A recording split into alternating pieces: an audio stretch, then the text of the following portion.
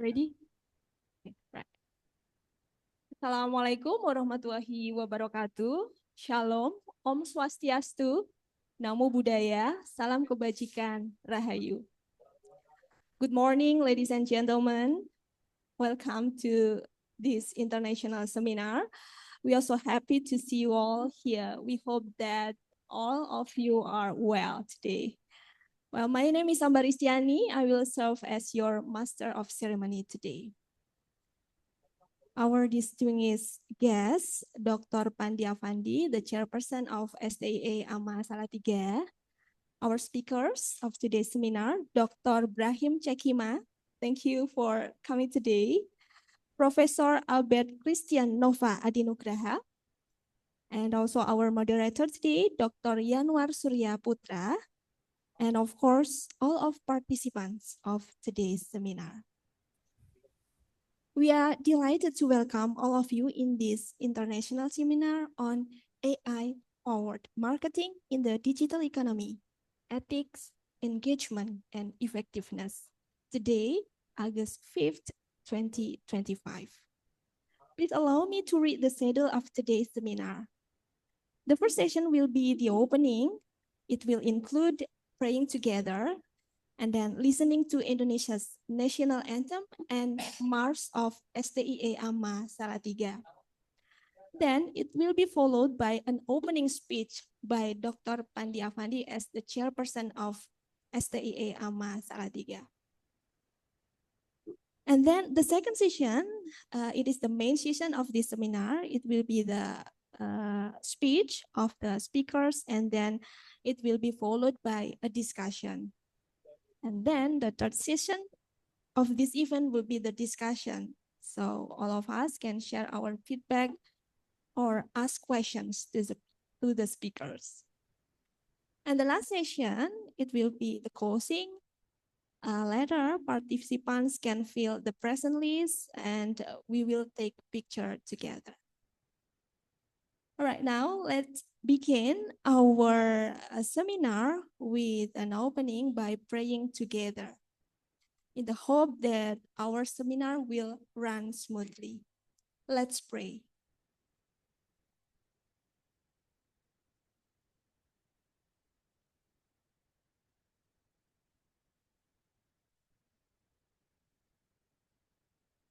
Thank you very much. Now, let's listen to our national anthem and also March of STIA AMA Salatiga.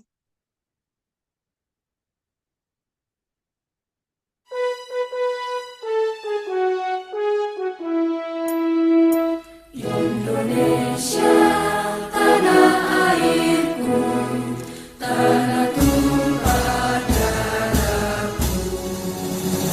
Di sanalah aku berdiri, jadi pandu hidupku. Indonesia, kebangsaanku, bangsa dan tanah airku. Marilah kita berseru, Indonesia bersatu. Hiduplah tanahku, hiduplah negeriku, bangsaku, rakyatku semuanya. Bangunlah jiwanya,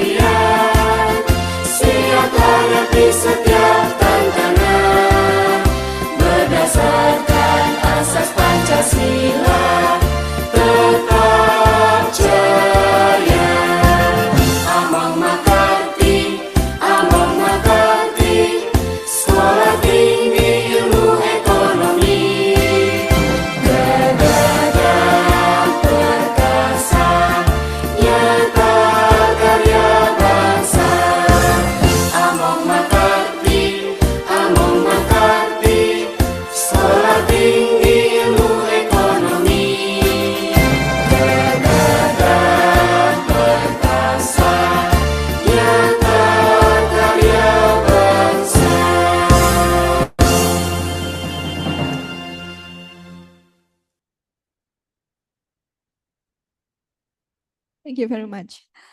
Oh, I would like to invite Dr. Pandi Afandi to open this seminar and also welcome the participants of today's seminar. Dr. Pandi Afandi, the mic is yours. Thank you, Ms. Ambar.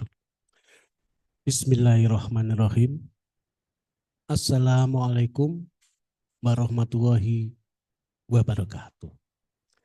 Discussed guest, Dr. Brahim Chekima, Faculty of Business Economic and Accounting, Universiti Malaysia, Sabah. Prof.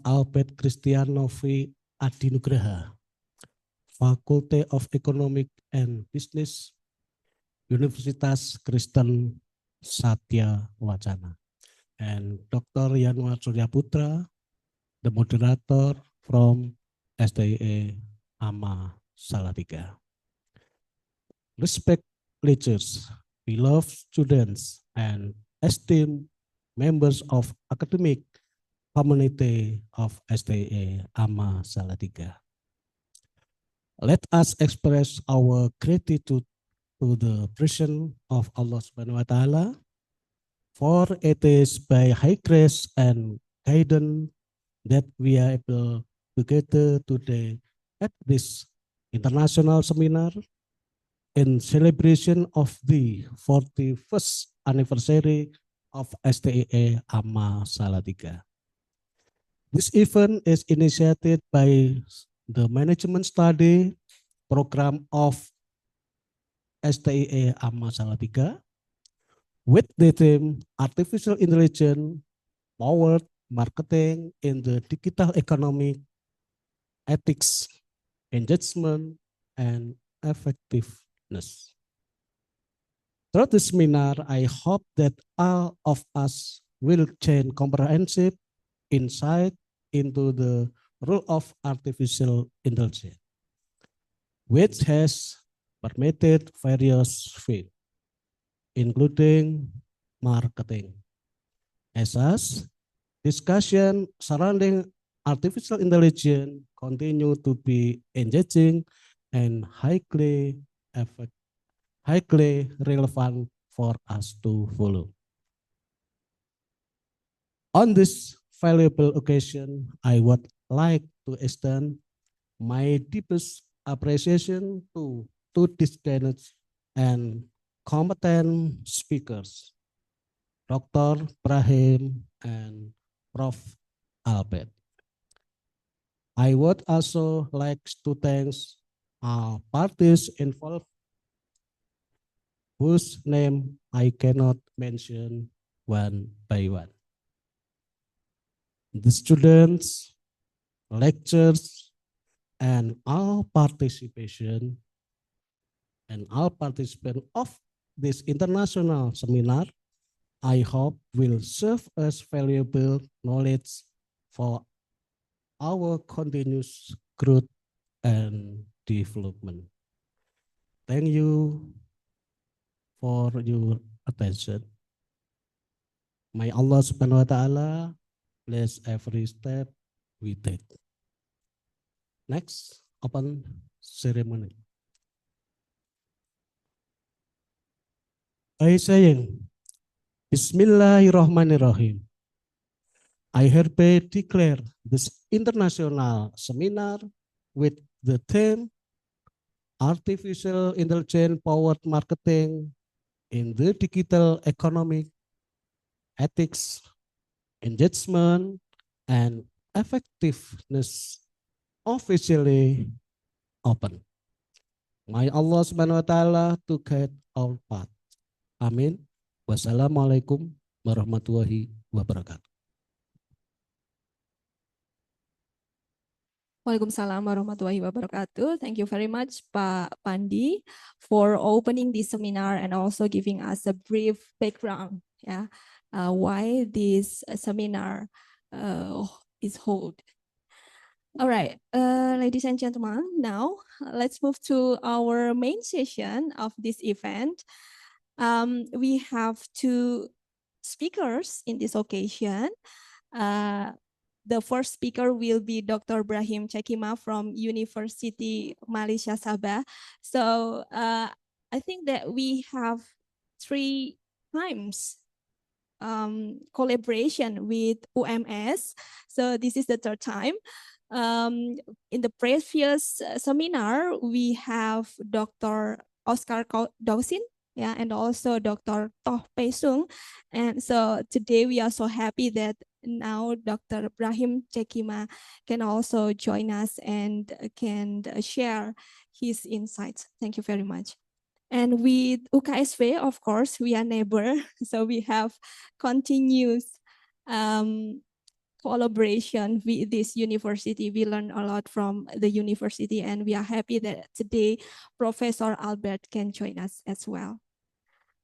For this session, we will be facilitated by our Deputy Chairperson in the academic field, Dr. Yanuar Surya Putra. Dr. Yanuar got doctoral degree in management from Universitas Kristen Satya Wacana in 2023, I think. And he's expert in the field of management. Thank you, Dr. Yanuar. Now I think I will just give the mic to Dr. Yanuar at the time, and the floor is yours now. Thank you, Ms. Ambar. Good morning, ladies and gentlemen. Assalamualaikum warahmatullahi wabarakatuh. Salam sejahtera bagi kita semuanya. Welcome to the international seminar to celebrate the 41st anniversary of Salatiga with the theme of Artificial Intelligence Powered Marketing in the Digital Economy, Ethics, Engagement, and Effectiveness. My name is Dr. Yanuar Surya Putra, and I'm honored to be your moderator for this seminar. Before we begin, please allow me to share a few brief announcements. The first is this session will be conducted in English, and each speaker will have 45 minutes to present the topic, followed by discussion session at the end. Kindly keep your microphone muted during the presentation to minimize the background noise. And there will be a question and answer session after the speaker's presentation. You may submit your question via the chat box or use the raise hand feature. We truly appreciate your participation, and we hope this seminar will be both insightful and inspiring for everyone. Today, we have 2 distinguished experts who will share their insight on how AI is shaping modern marketing, from boosting consumer engagement to ensuring ethical and responsible use. Okay, without further ado, let us begin with our first speaker. It is my pleasure to introduce our first speaker, Dr. Brahim Chekima. Good morning, Dr. Brahim. Good morning, Dr. Yanuar. Thank you. We are truly honored to have you with us today. And we are excited to hear your insight and how AI is transforming the way we engage with customer and deliver marketing effectiveness.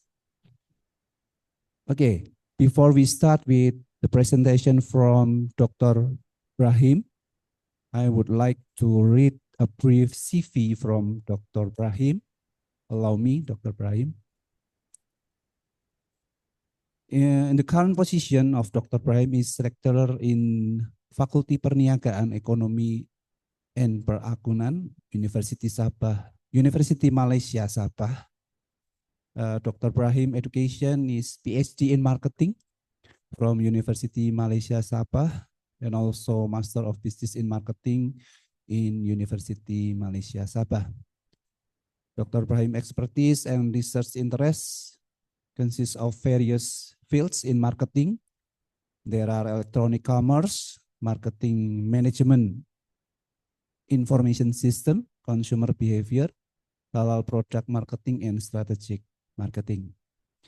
And the selected publications from Dr. Brahim: a moderating role of socioeconomic status in digital marketing adoption and agribusiness, sustainability among rural youth, and then the effectiveness of the university knowledge transfer program on the performance of homestay operators in Sabah, the role of AI and website development.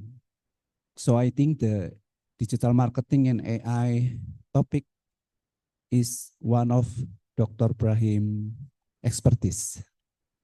Before we begin, I would like to sincerely thank you to Dr. Brahim for accepting our invitation. And once again, thank you, Dr. Brahim, and welcome to the seminar. The screen is yours. Thank you, Dr. Yanuar. Allow me to share the screen before I proceed with the presentation.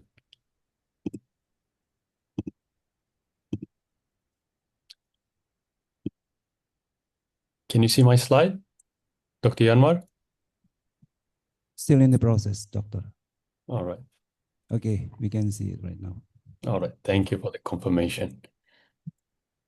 All right. I would like to request that I turn off the camera so that it allows the seamless presentation. Due to the internet connectivity, sometimes it lags, sometimes slow down, and so on. So with that, I turn off the video. All right. So good morning and Assalamu alaikum to the chairperson of this conference, as well as the master of ceremony, the moderator, Dr. Yanuar, as well as the distinguished guests, fellow academics from universities in Indonesia, as well as students who are attending this seminar. It is truly a privilege to be a part of the 41st, that is Natalis of Sekolah, Tinggi, Ilmu, Ekonomi, AMA, the International Seminar on AI-powered marketing in the digital economy, ethics, engagement, and effectiveness. I'm Dr. Brahim Chekima from the University of Malaysia, Sabah, as introduced by Dr. Yanuar. And I'm honored to share with you the topic on enhancing consumer engagement and marketing effectiveness through AI. This is, I would say, is a timely topic to be addressed or be discussed in this seminar, as we are living in a time where marketing is no longer about intuition alone, like previously practiced by marketers, but it is increasingly about the AI integration, or we call it artificial intelligence, where we need to learn, adapt, and make the real-time decision to have the competitive advantage and scale up our market share.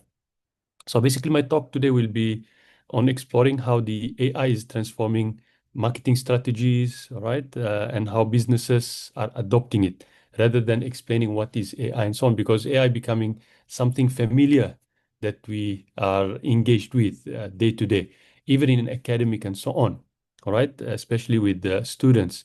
So without further ado, we'll move to the first slide for this presentation. And let's start looking at the current landscape of AI in marketing, especially in marketing. This is with the focus on marketing.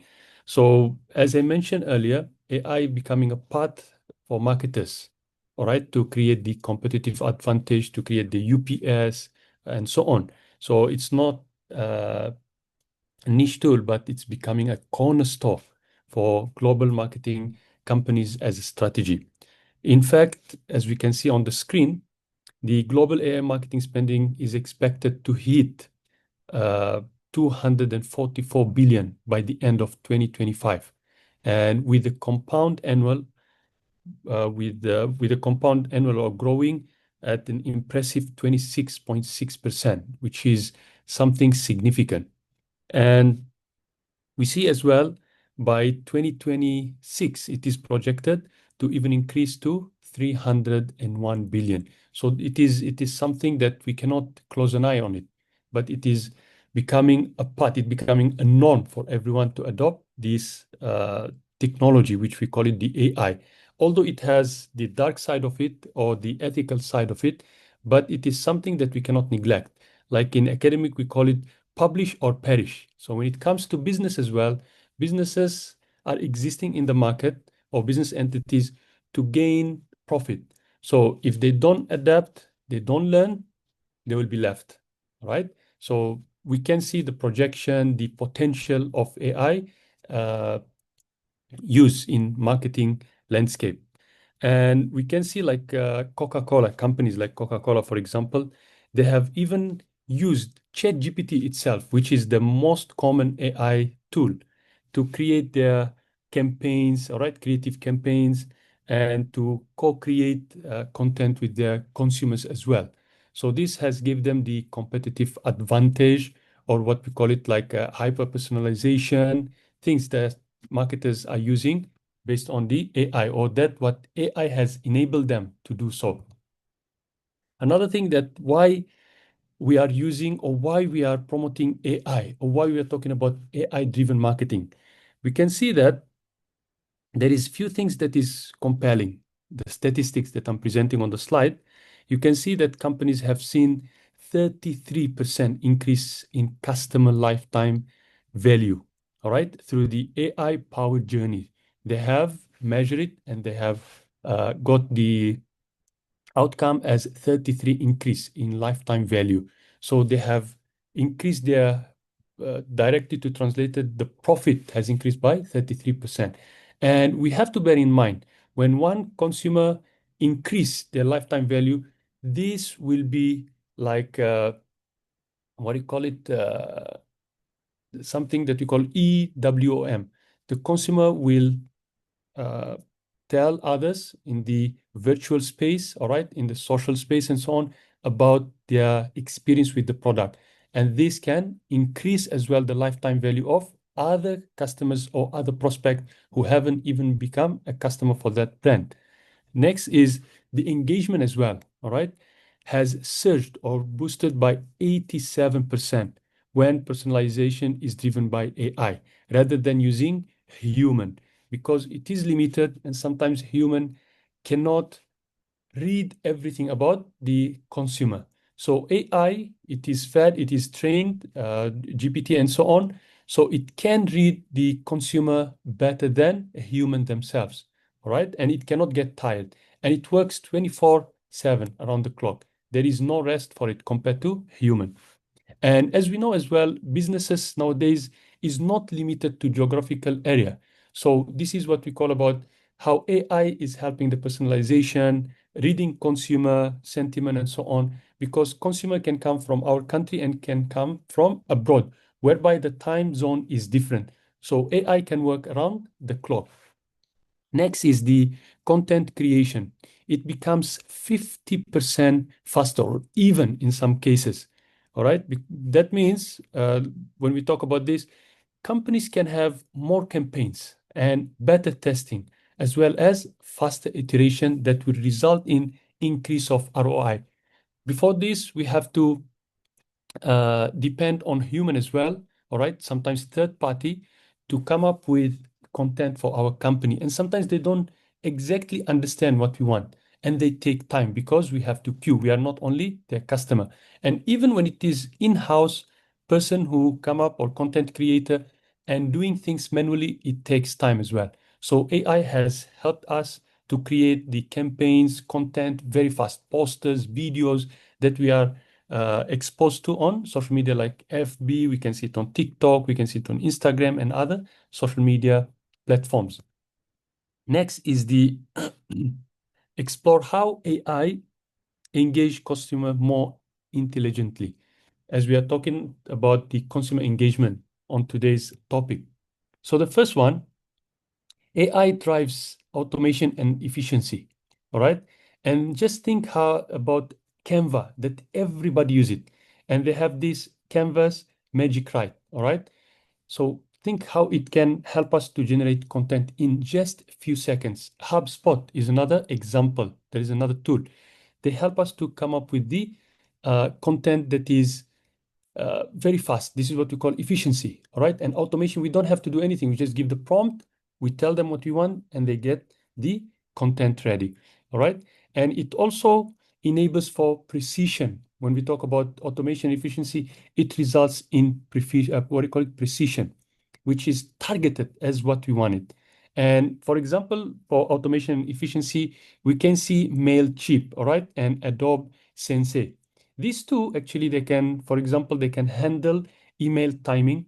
They can even suggest to us about ad placement and the content optimization.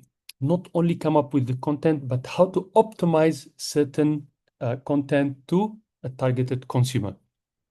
It also enables us for smart interactions.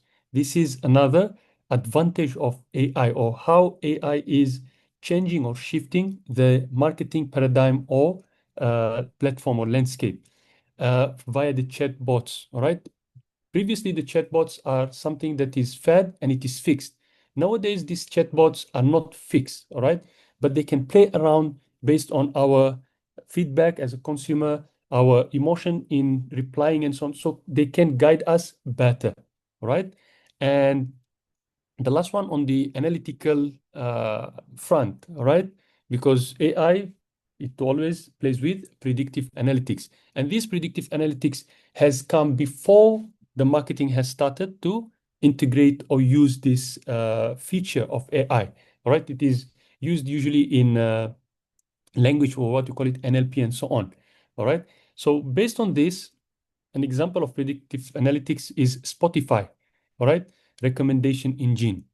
Constantliness from the users when we subscribe to it, and anticipate what listeners want next, or what the customers wants from the company when we integrate this in our marketing strategies or the marketing plans. Next one is we look at the bigger with some statistics, right? The bigger transformation of marketing landscape driven by AI. So we can see few statistics here. One of it is 85% of customer queries are now handled by chatbots. So by doing this, the companies can cut down their operational cost, as well as they don't depend on human, which is very limited. All right. And those who are working in the company, you can free them, all right, so that they can do something which is a higher level task, a more complex task that the AI cannot handle, because AI is still not human 100%. All right. So it just increase the efficiency again for marketers or companies or brands when they are doing business.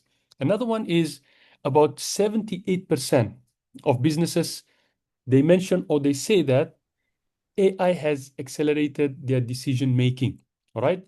Basically, on what product to offer for the customer, what kind of content that you have to personalize, when you should make the what do you call it, the product ready, and so on.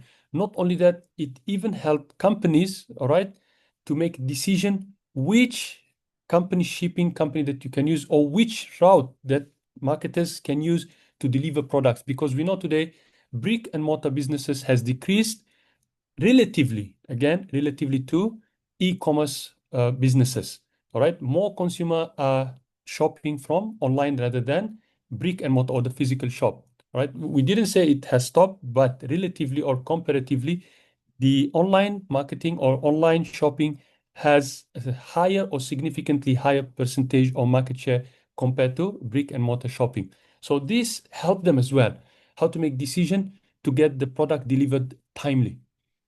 Next is about 47% of companies reports better forecasting accuracy, what the customer wants in the future, how the market is going to change based on trends and so on. So it helps as well when we integrate AI tools. One of the example is Unilever, which is very famous, and it is a mega company. They use AI to forecast the demand and also reduce waste in terms of producing products. While L'Oreal, on the other hand, use it to personalize product recommendation and campaigns. So when you talk about campaigns, it relates to how to attract consumer, how to come up with something fresh to the net, and so on. So all this is done by the AI. Another one is UPS. UPS is a shipping company in the United States, all right? They also use AI for delivery route optimization, like we use today Waze, for example, or Google Map and so on. So they use as well some AI tools, all right, to get to the best delivery route optimization. And results in their report results in saving of millions in fuel as well as efficiency time to deliver the product timely or faster. This brings us to the next slide, which is the automation as the engine room for modern marketing. This is the heart of marketing, modern, what do you call it, the marketing automation. You are sleeping, but your business, everything is still running. All right, so what we do is, I will give you an examples on this because I have explained earlier. Like example, Jasper. All right, if you have heard about Jasper, it's an AI tool as well. This tool works better than ChatGPT, all right, when it comes to marketing campaigns and so on. So what it does is it can generate blog articles, advertisements, all right, and even other social media posts like posters, all right, any other things that you think about, they have it on their tool. So many companies are using it as well, Jasper AI. Same with Chat Fuel, all right. It helps to build AI chatbot, all right, for platforms like Messenger and Telegram. This is the company behind it, ChatFuel.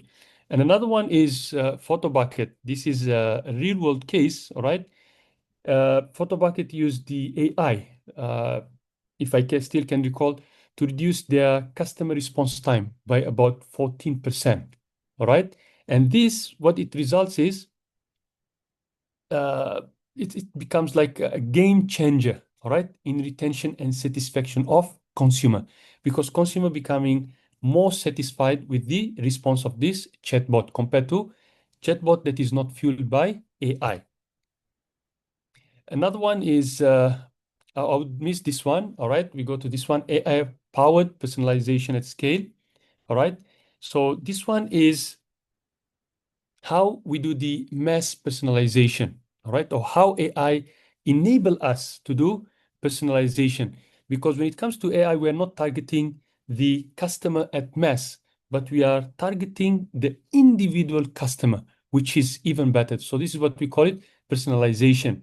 So AI, first thing, AI allows brands to create hyper personalized messages, all right, by adopting, as I mentioned earlier, to the tone of the consumer, how they are reacting, how they're responding, what feedback they gave about the company and so on, or the product, all right? The timing as well as content for each individual, not just for the customer segments, but individual specifically. And Spotify curates this thing, all right? You can use Spotify to do this thing. And sometimes you can see that you and your friend, for example, you are exposed to a brand, but with different advertisement, different content. All right. Although you're sitting to next to each other, because that one is curated or it is personalized to you based on your likings, how you respond, how you interact with the content on the social media. So these companies sometimes for one product, one campaign, they come up with different messages or different content. And this content will be shoot or what do you call it, targeted to personalized individuals or targeted to individuals with a different character or special character. Next one is the real-time engagement as well, increases the conversions rate up to 40%. And when this increase, what it drives is revenue. And this is what the companies are looking at. All right. This is what the companies are looking at, because you increase the response rate, consumer are happy, and then you can increase your revenue because they will purchase from you and they can even do repeat the purchase. Next one is, this is the main issue that companies are facing. They get successfully to sell for the first time, but the problem is that the second time and throughout the customer journey with the company. So what it does is, when we have AI, it helps as well, all right, to reduce 20% in unsubscribe rates. This is what most company doesn't like to see, all right, or the report that they receive every day. How many percent of consumer that have subscribed earlier has unsubscribed from their company or brand, or messages that they're receiving, emails and so on. So this is how AI help you. About timing as well, when you should send, how many times you can send and so on, so that the consumer will not be agitated, all right? So basically, and this, when you have reduced the what you call the percentage of unsubscribe rates, at the same time, it increased the customer retention by up to 25%. They always know how to get you back. All right. The moment you start not interacting with the message that they're sending, actually, these AI tools that they're using is capturing the data that you are not interested in such content and so on. So they keep curating a new content to get you. Sometimes they throw some discounts for you, some vouchers and so on. So this is sometimes we talk to our friends, they say, hey, how come I didn't get this discount from the company? I'm also subscribed to this brand. But you got it. Why? Because they know that you're not really interested. So that's how they keep you engaged with them. All right. That's how they entice you to stay with them. And this is all based on the AI tools. They cannot do it alone because they cannot read all their customers. The database is big, is wide, and so on. For example, is the Netflix. All right. What Netflix does is its AI engine powers about 80% of viewing choices. All right. So they ensure their subscribers find the relevant content based on their previous search or what they have watched, compared to others which haven't adopted the AI. Sometimes customer get tired, fatigued, all right, because they have to look hard into the offering of the movies, programs, and so on that they want. But AI, they have this they integrated the AI tools into their program, the Netflix, so it tracks what we do, our behavior. Even movies, for example, you watch certain movies, but at the middle part you stopped, or maybe 10 minutes, 15 minutes. So all this thing is actually they track it and they keep it in database, and the AI will recommend for you something which is better, that suits your liking. Next one is Spotify and Nike as well. They lead in this area as well. They offers playlist and product recommendation uniquely curated for each product for each consumer. And Adidas also following their track of Nike as well. So when you log on to their website or searching throughout the website and so on, it traces what you have searched and what is your liking, what you have spent time on certain products and so on. So the next one, you will see personalized offering, which match with your liking as well. Next one is the real-time data and sentiment analysis. So what it tells us is that AI doesn't just push messages or the content, but it also listens to the consumers. So we can see the first one is, when it comes to sentiment analysis, is voice and text sentiment analysis. So this one is the heart that helps these agents or tools, all right, to personalize responses. And companies are using this to tailor some contents for the customer, not only what they like, all right, as a company, or what they want their customers to watch, to listen, to hear, and so on. No, but what the customer wants, all right? It doesn't come from them, but it comes from what the customer wants. So when the customer sees something that they like, something that they aspire, something that they're looking forward, they will engage with the product. And if, all right, the companies as well is offering something good, all right, the CTA call to action is perfect as well, then the consumer obviously will purchase product. Next one is the managers as well, all right? They use this aggregated sentiment as well to capture trends, all right, to coach their team and fine-tune messaging, because marketing landscape is evolving at an unprecedented what do you call it, pace. Nobody can stop it. It is becoming something that is very fast and you cannot catch with it. So the best thing is we use sentiment analysis, which is powered by the AI, or AI is using the sentiment analysis to come up with something which is better for the managers to what do you call it, to come up with good decisions. They improve their content, product offerings, and so on. And lastly is the resolution. It rates improved by about 90%, boosting the brand trust. All right, that's the result, and as well as the customer satisfaction. And we can see it with the platform that we are using today, Zoom. All right, if you compare Zoom like 2 years ago or even last year with today, it is different thing. All right, it has integrated many AI features that improve or enhances our efficiency. All right. Next one is the chatbot and virtual agents. I've been talking about. This is one of the core of the AI, all right, that companies are using. So we can see that, all right. The first one is instant inquiry resolution. You can see about 70% of inquiries from consumer is, all right, taken care by the chatbot and not the consumer. Sorry, not the company. As I mentioned, we have different zone because when we are on online marketing or online business, everybody from every part of the world, they can get into your business and they can see what they want. And sometimes they ask you questions or inquiries. So the AI chatbot will respond on your behalf. Next one is the optimized human support. All right. So again, it reduces the agent workload so they can do something which is more important rather than just answering or replying on consumer inquiries and feedback and so on. Another one is the intelligent escalation. All right.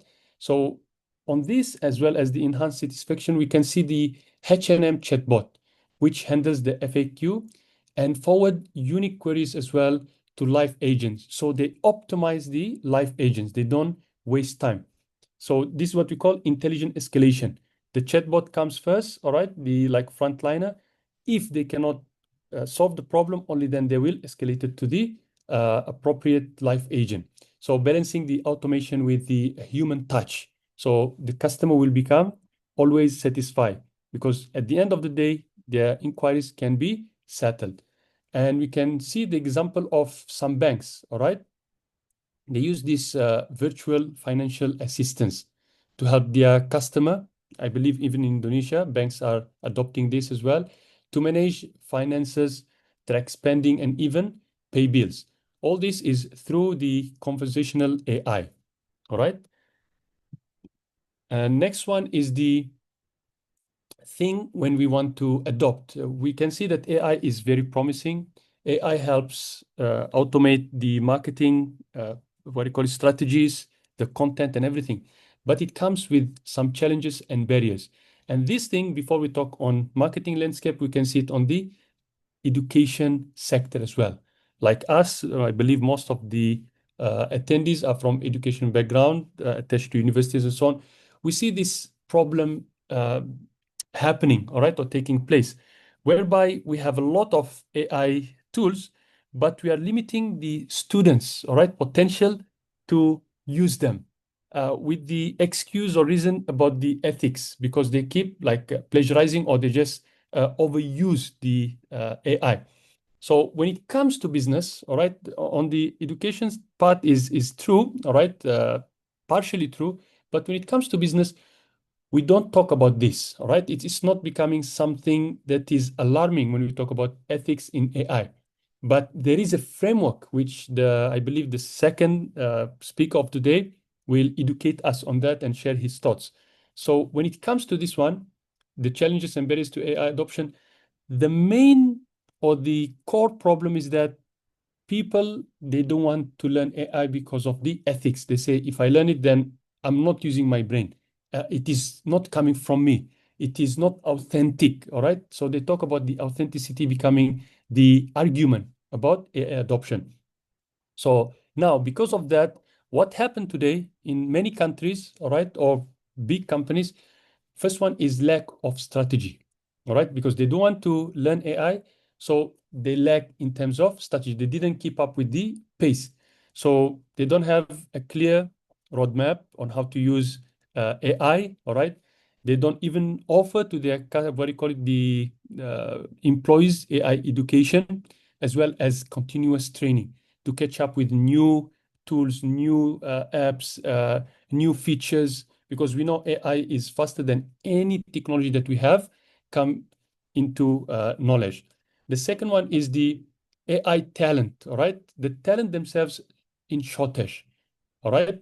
This is another problem because most of the people, and this is the challenge for universities as well, because students come to the university and expected to join the industry after their graduation and so on, but they are not equipped with the right AI skill set. So this also affect the industry because people are being employed for their skills, but they're lacking this skill set. And the next one is the investment and time, right?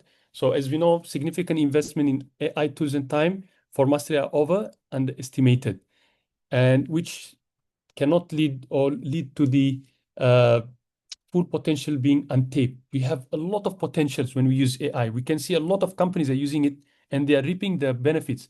But since some companies, they don't want to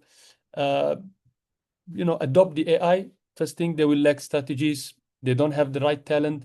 And then now, when they want to invest, they're still skeptical. They feel that the investment will not give them the right ROI.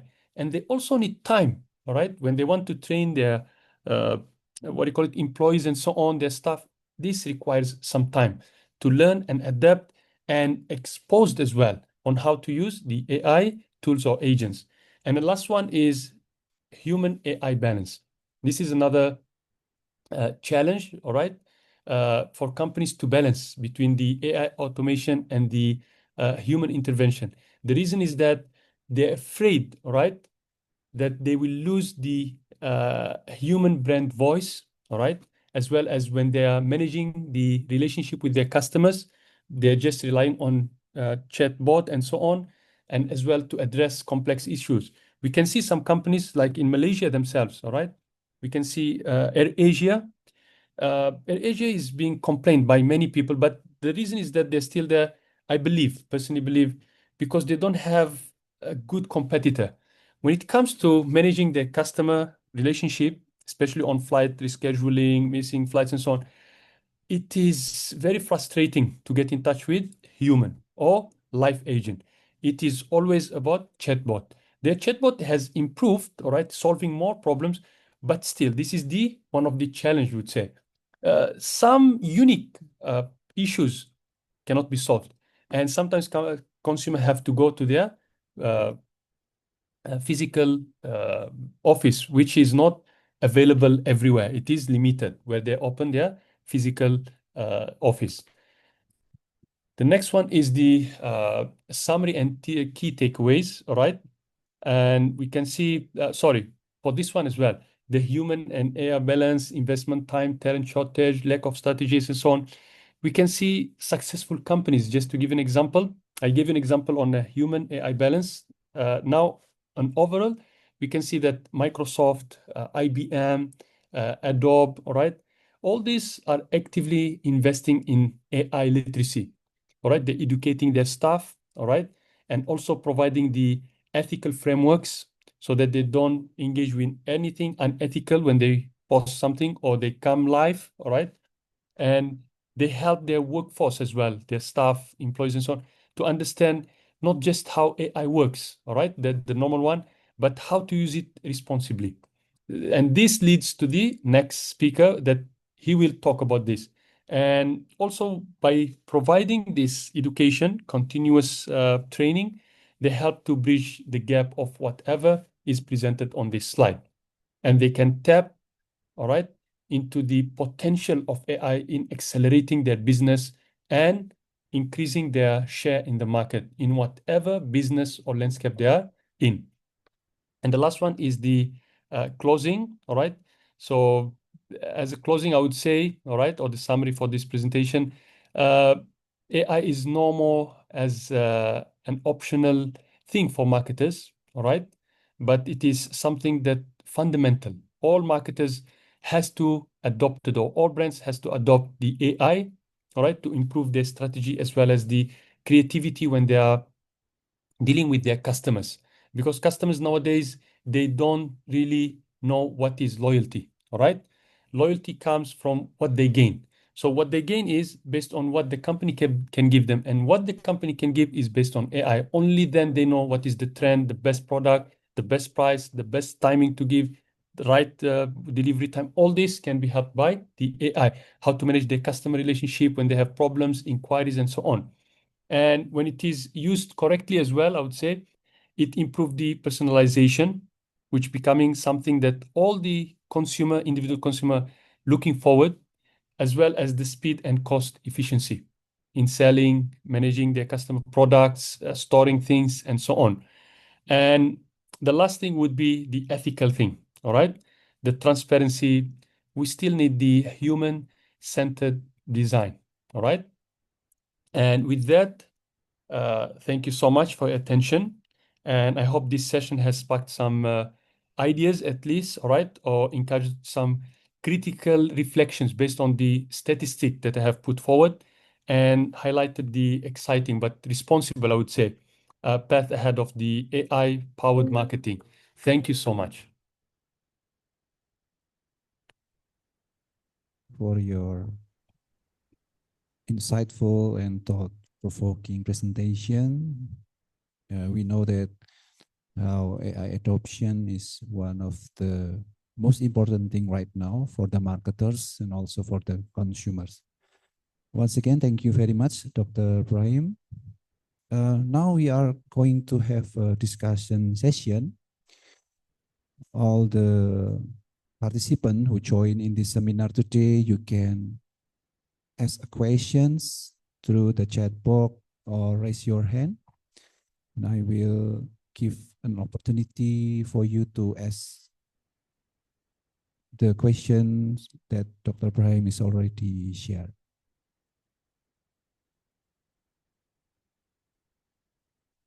Any questions?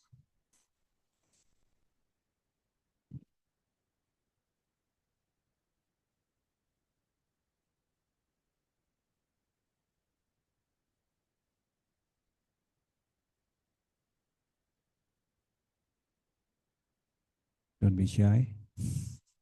You can also ask in Bahasa if you cannot ask in English.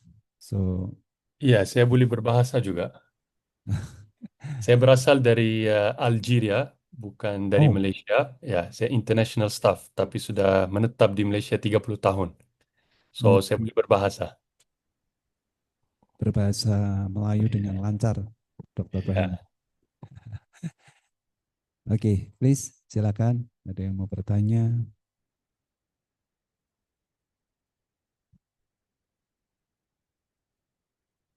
Oh, there is a question, but it's a private question because the question is asked from my WhatsApp, Dr. Brahim. Allow me to read the question.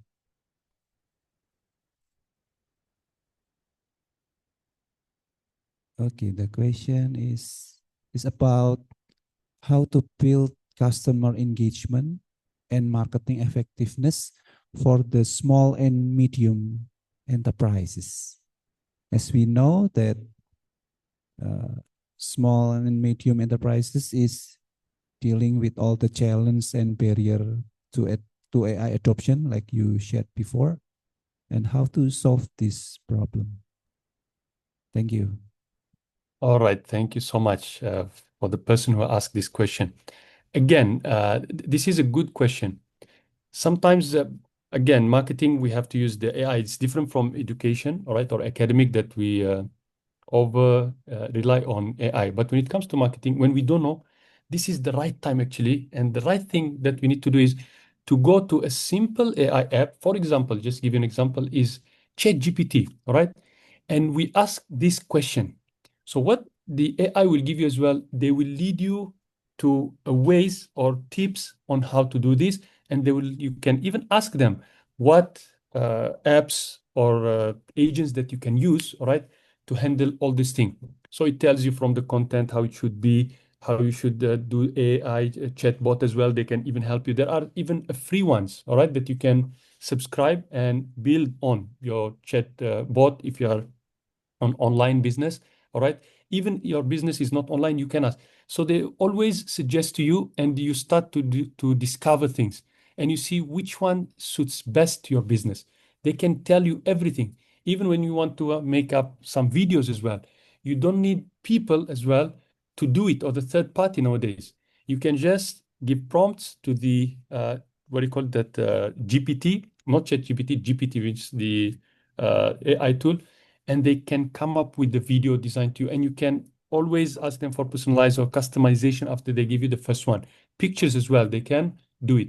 So all this you can always tailor and keep asking them until you get the best one. And it's about discovery as well. If your company is a big company, usually they will always invest in big scale apps or agents, which is very premium. But for this SME, small and medium enterprise, they can do this.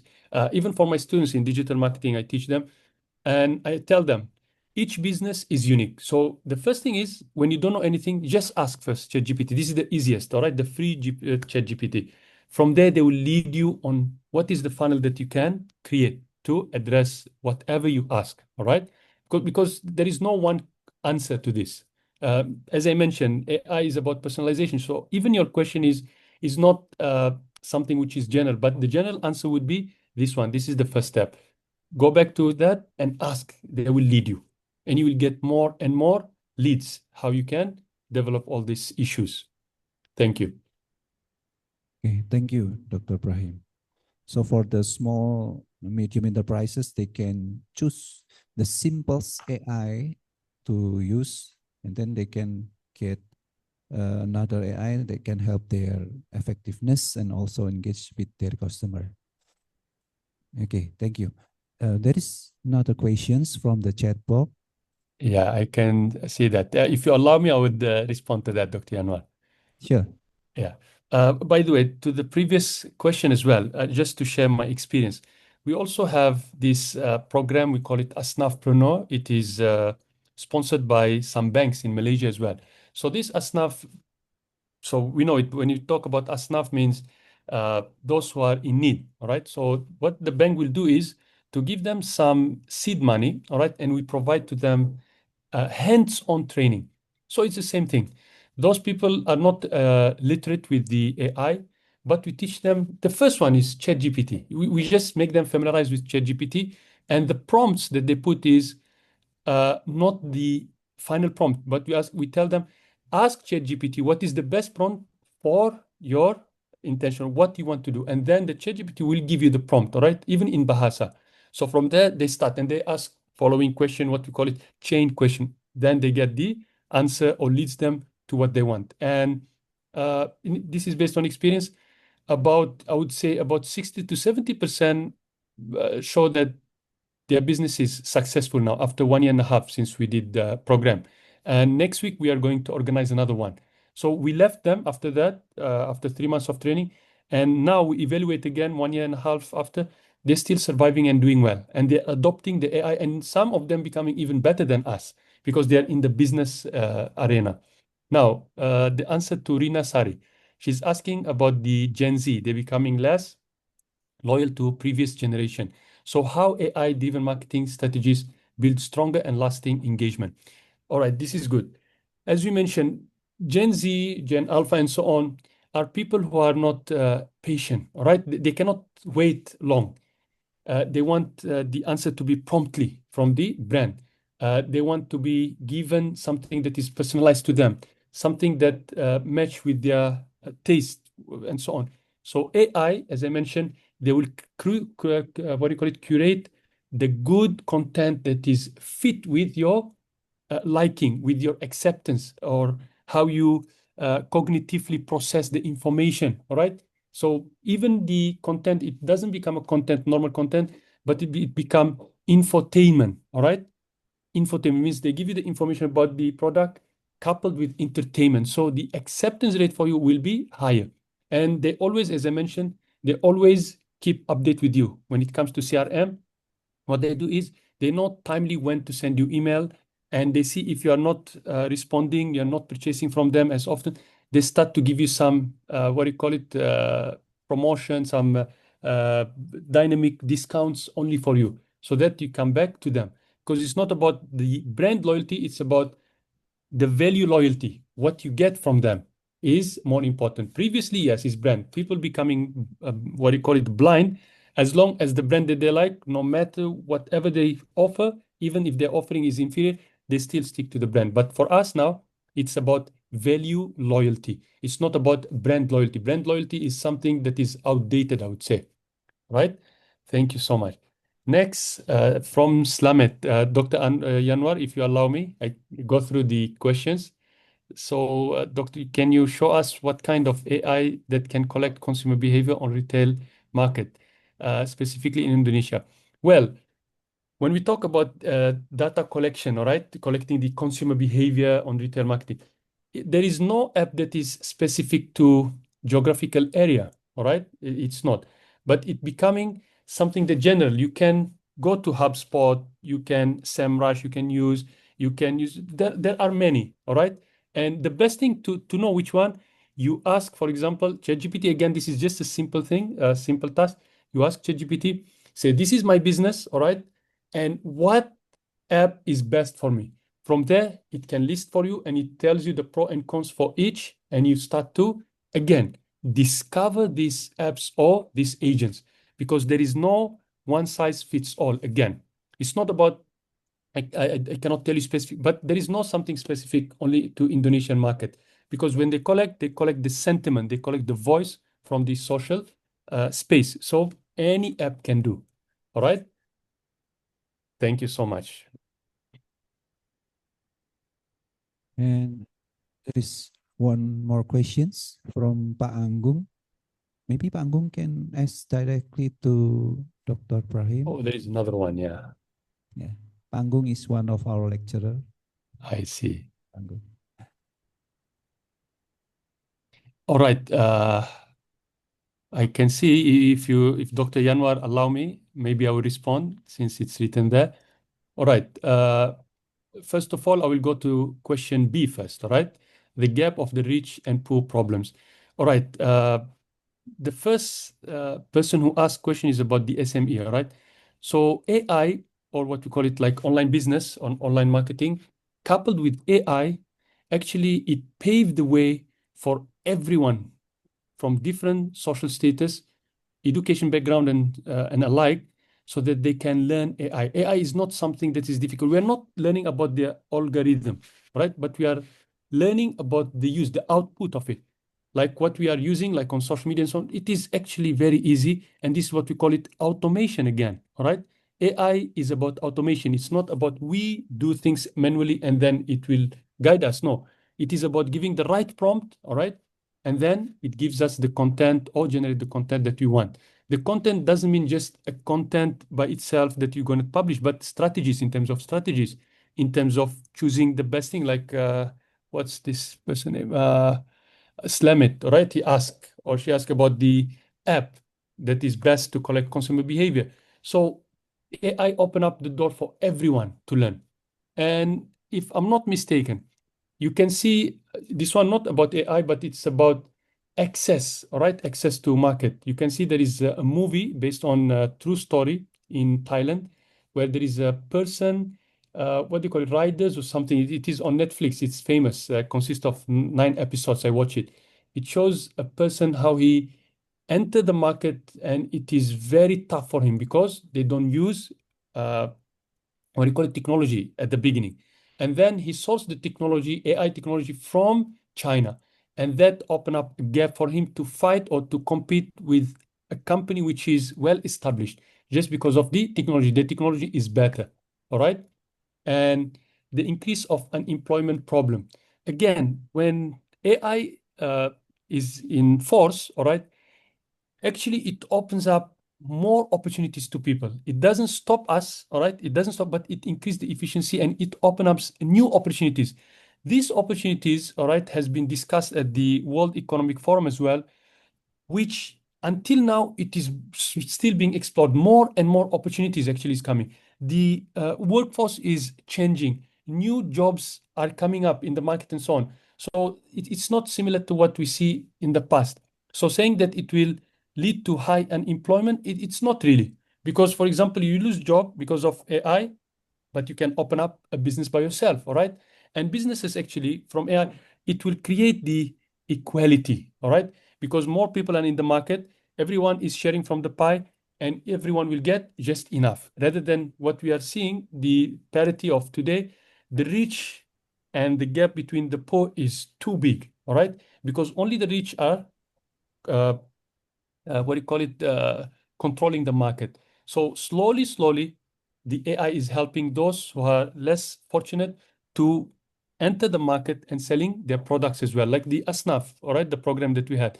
Those are people from the rural area, and AI open up a door for them to learn, and they start selling their products on platforms, e-commerce platforms in Malaysia, like Lazada, Shopee, TikTok, they start selling.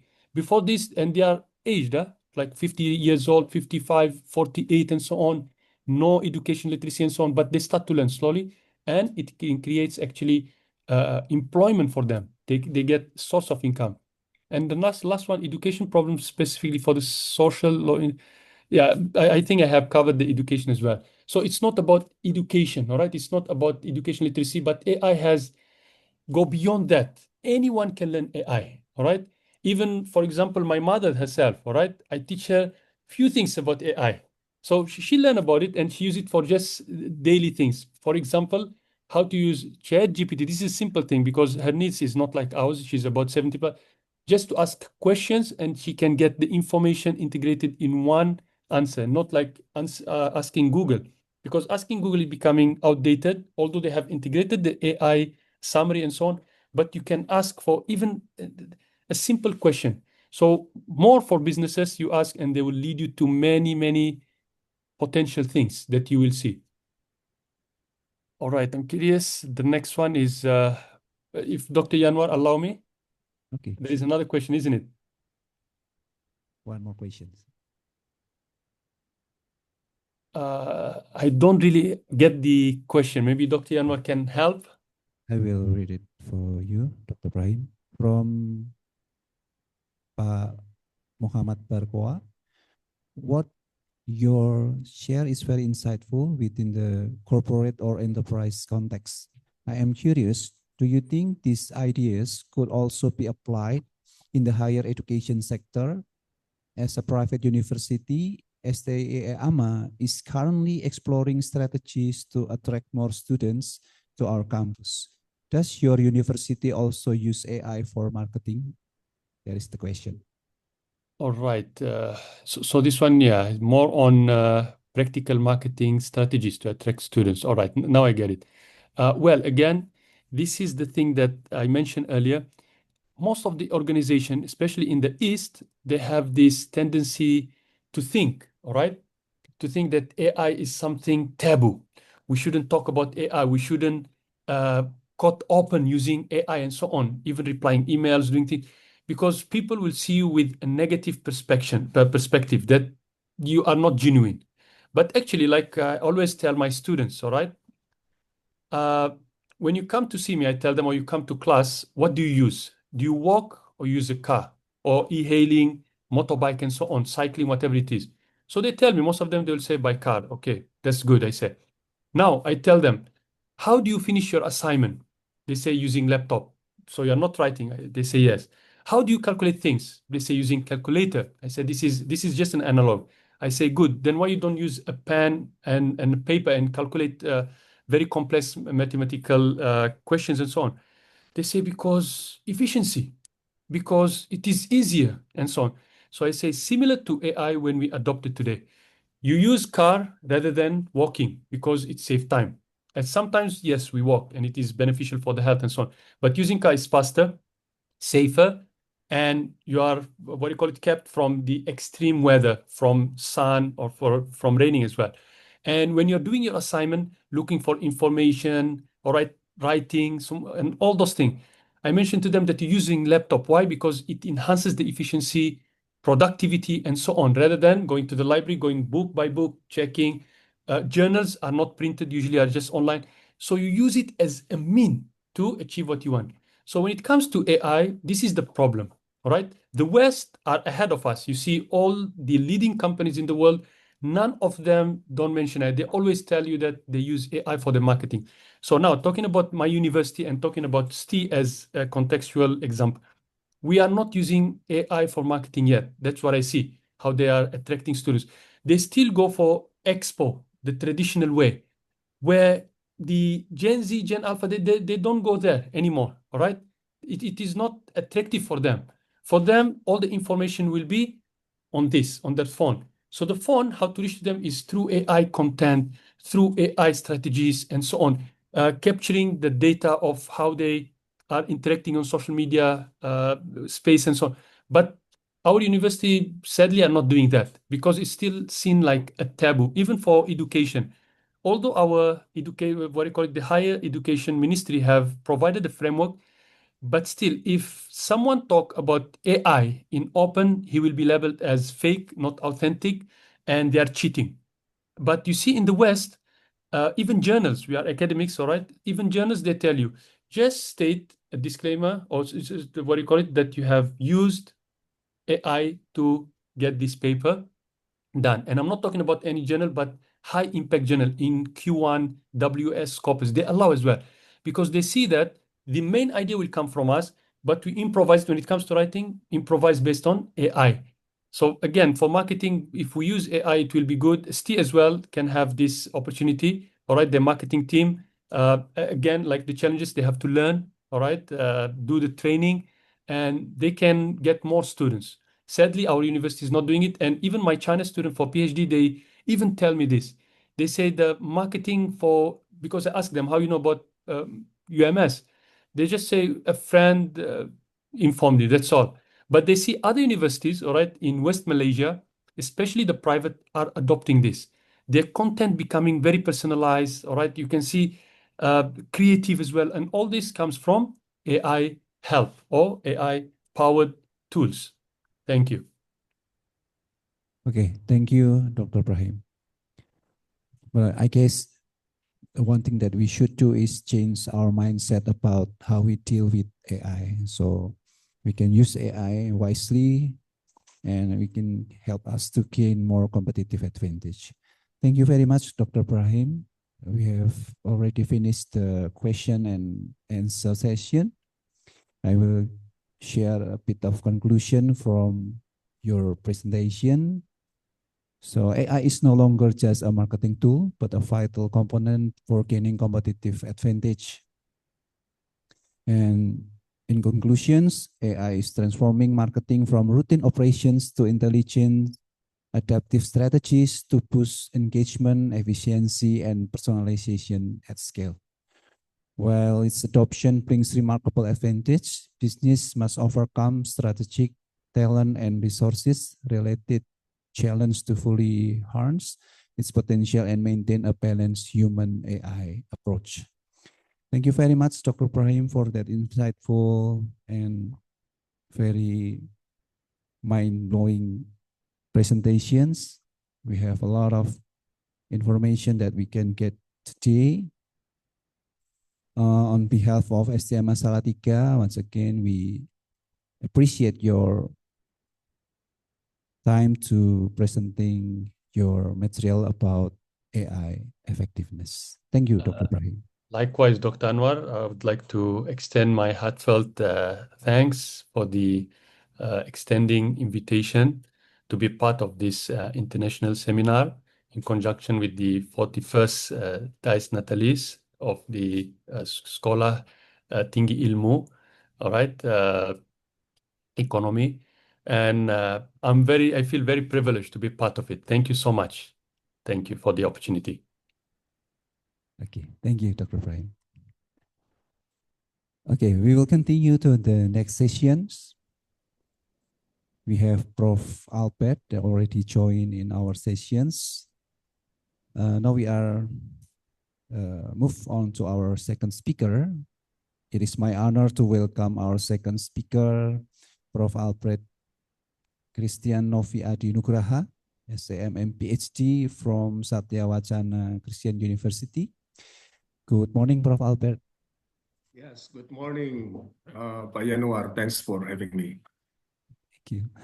We are truly honored to have you with us today. Prof. Albert will present about ethical and responsible use of AI in marketing. This topic focus on how we can use artificial intelligence in a fair and careful way. Before Prof. Albert will share the presentation, please allow me to share Prof. Albert's brief CV. The current position of Prof. Albert now is the lecturer of Faculty of Economics and Business, Satya Wacana Kristen University, and also head of Department of Management and head of doctoral program in Management, Satya Wacana Kristen University. Prof. Albert education is Doctor of Philosophy, PhD in Marketing and Management, from Macquarie University, Sydney, Australia, and Master of Management from Gajah Mada University, Indonesia. Prof. Albert expertise and research interest is in marketing and consumer behavior, and a few of selected publications: The Effect of Country Image, Brand Image, and Warranty Knowledge on Car Purchase Intention, a comparison of use situation, and the impact of online review and price on hotel booking intention at online travel agency, trust as a mediating variable.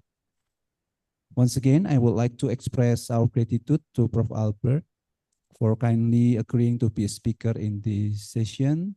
Thank you, Prof, for taking the time to joining us. The floor is yours. Okay, thank you, Pak Yanuar, for this opportunity.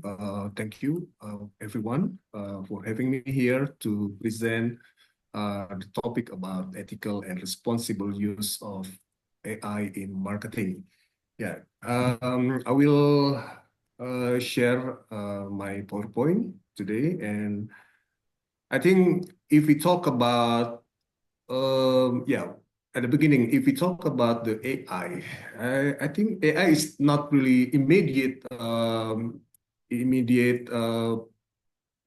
discovery. I think it's already been developed since 1943. If you look at the history of artificial intelligence, I think it takes time to develop. But soon after we get the current or the latest development of AI, we surprised about what the AI can do for us that affect our society in many aspects of our life. And I'm very honored to have this opportunity to share what I already been collected about this topic. Yeah, this is very important. Yeah, when we have something new, there will be what we call it pros and cons. Yeah, people, especially in the old era, in the comfort zone, they will think that it is not good. It can give a bad impact on our life. But on the other hand, there will be opportunity to get something better, in various aspects in our life. So the question will be, how can we make use? How we can make use of AI for a good thing? Yeah, I will not I will not tell the details about AI history, but I would like to share about one important aspect, in particular about the ethics of using AI. Yeah, before we further details about the aspect of ethics, in utilizing AI in various aspects, especially in marketing, I think we need to look at some new application, some application that already been available for us that we can use for marketing. Yeah, for example, like if you look at this slide, the AI for logo generators. This is a simple thing, when we want to sell our product, we need the identity brand. So one important aspect is to make the identity is we generate our logo. Yeah, before we ask designer, logo designer to make the logo for our business, sometimes it takes a few times, sometimes to generate for them to design, and then they come up with the idea. And nowadays we can do it by ourselves. Just open the application, the AI application. Just put some ideas, or what do you think about your brands, your vision, your preference, your product. Trying to give some description about your product, and then boom, just put, and then you only need maybe few seconds to get your logo. Yeah. So this is what we get. Yeah, the benefits of AI. We can do it faster. Yeah, trying to get what we need. Yeah, this is one example. Logo generator. Yeah, enabled by AI software, and then we can get what we need. Yeah. And the second one, like if you want to generate like a video for promotion, product promotion, we can make use of various application, yeah, like what we look at from this slide, Victory Runway and etc. So we don't, I think, we don't need like agency or maybe producers, movie editor, something like that, because we can do it by ourselves by utilizing available sources. Yeah, so we can make based on what we need. I think AI enables democratization in using the media. So there will be a single parties that like try have the power. Yeah, I think it makes us everyone have rights to do what we want. Yeah, for example, like this. Although we don't have any ability or competence in doing design, yeah, making like a video editing, still we can do it by using AI. The next one, voice generators. Yeah, this is another example on how we try to mimic other people, try to give or try to make the script, yeah, by using the voice, not ourselves, yeah, but we use the machine, try to reproduce the voice for us. We can make it for like make like a jingle or make like a promotion tools, yeah, by using this. Another example, again, the very fast innovation, yeah. This is when we want to make a design, yeah, by using the available application, yeah, AI application, yeah. If we don't have any capability of doing design, still we can do it, yeah.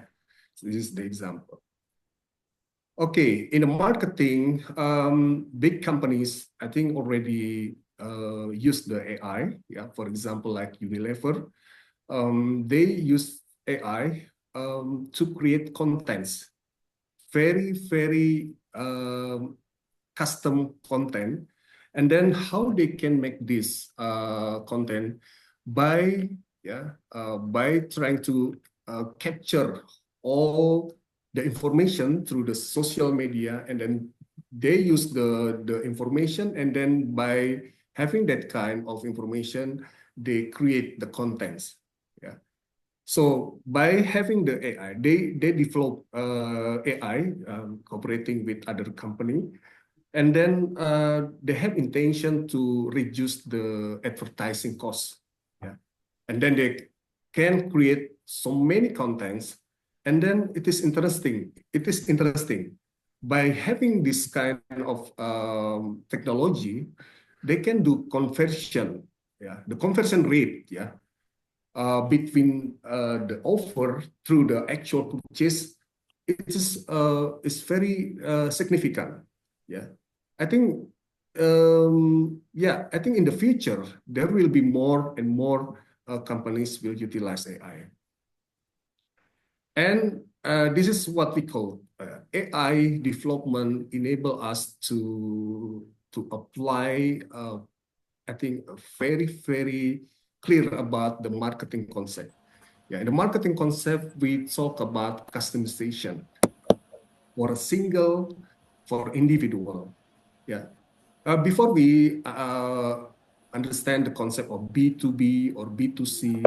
Now B2Me, yeah, B2Me means that AI can help you to deliver a very custom for a single customer. So this is the idea. The culmination of marketing concept is micro marketing. Micro marketing means that you want to create a very specific offer uh, for a single customer. This is the idea of micro marketing. AI enable us to do that kind of offer. Before we understand the concept of mass customization, this is a type of customization, but still not for a single customer. This is a niche market, small a group of customer.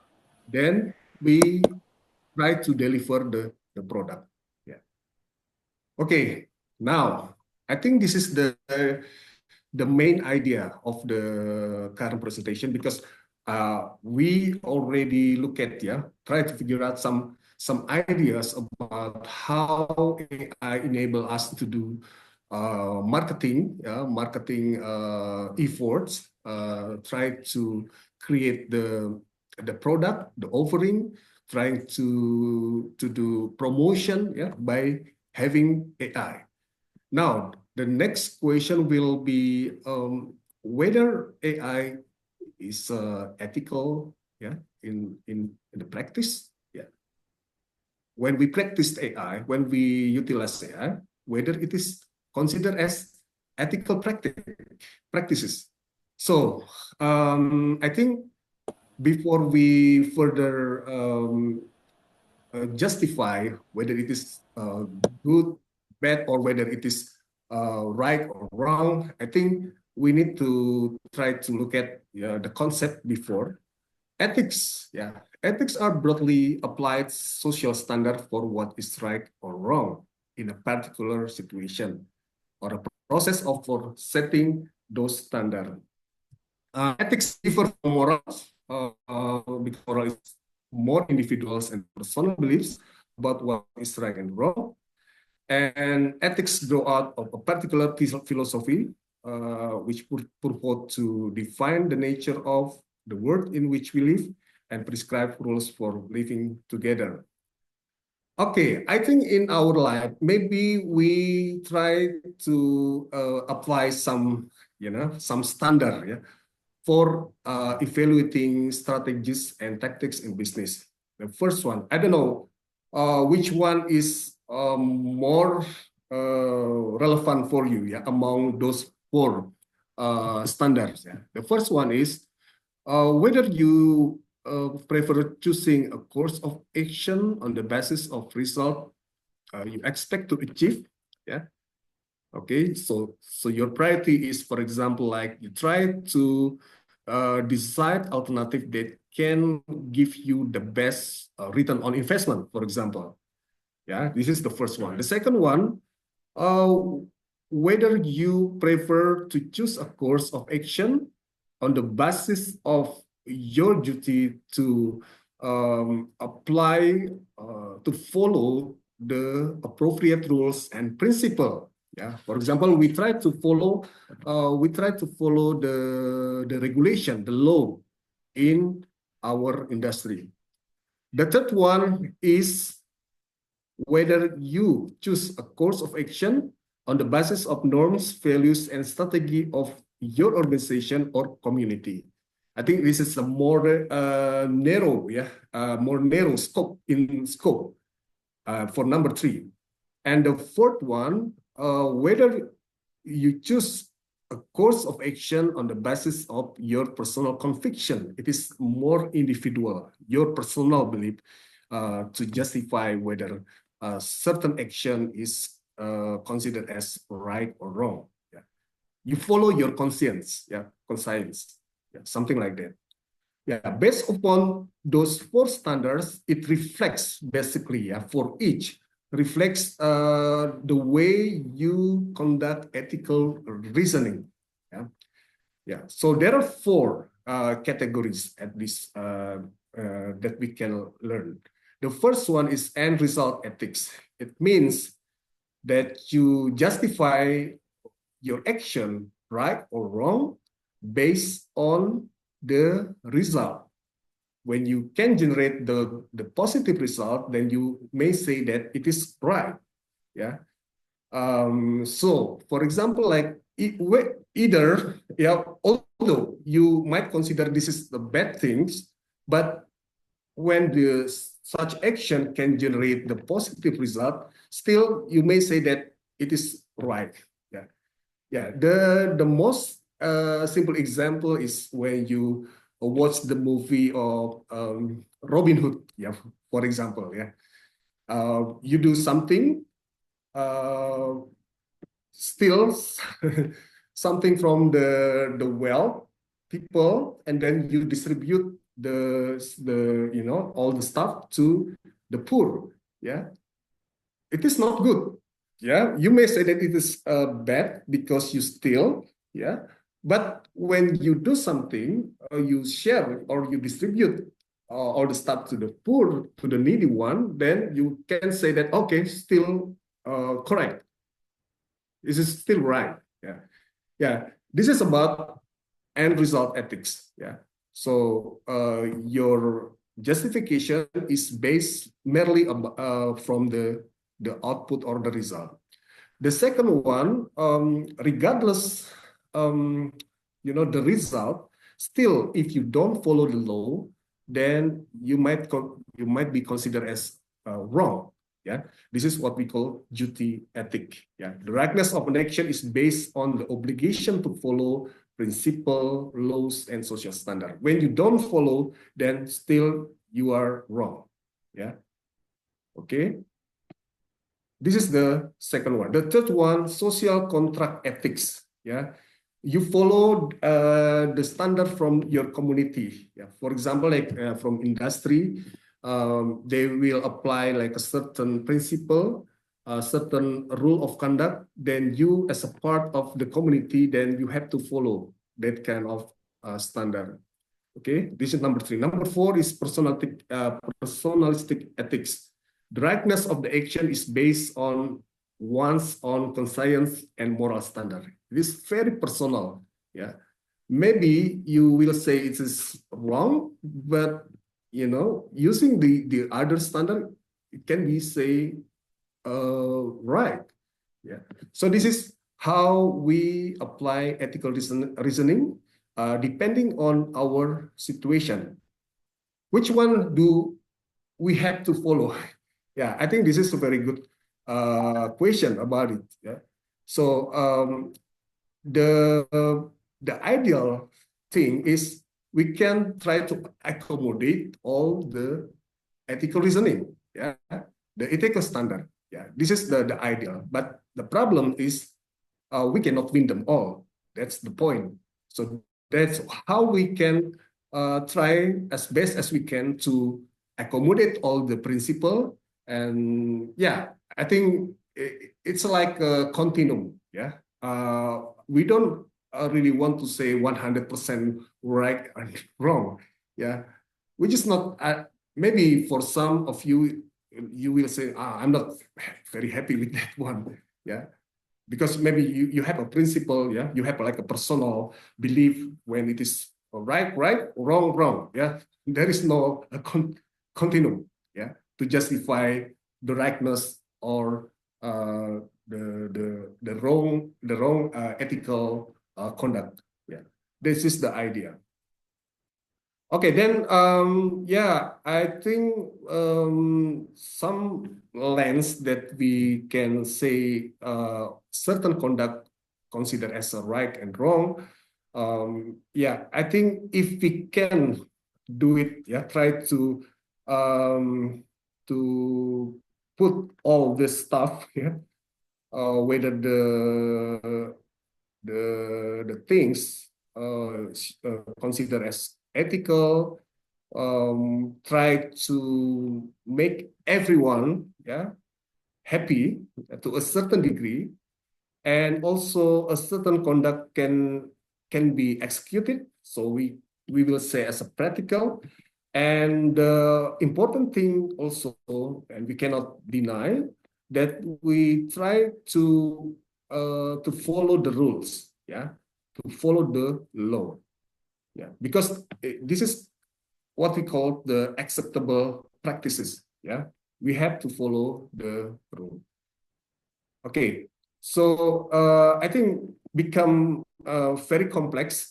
It is not as easy as it looks, yeah, to justify whether it is ethical or not, yeah, depending on your perspective, yeah, depending on what kind of ethical reasoning that you apply, yeah. In this slide, you will say like the process, yeah, how you try to find the solution, try to justify your conduct, yeah. Starting from understanding all the moral standard, you recognize all the moral impacts, yeah. Something like when you do benefit cost analysis, trying to collect, yeah, all the benefits and also the costs and see what's the problems, yeah. You try to measure the economic outcomes, try to consider the legal requirements, and you evaluate the ethical duties. And after you follow all the stages, then you expect that you may propose convincing moral solution. So this is the framework on how you evaluate whether the AI can be considered as a good or bad, yeah, right or wrong. Yeah, I think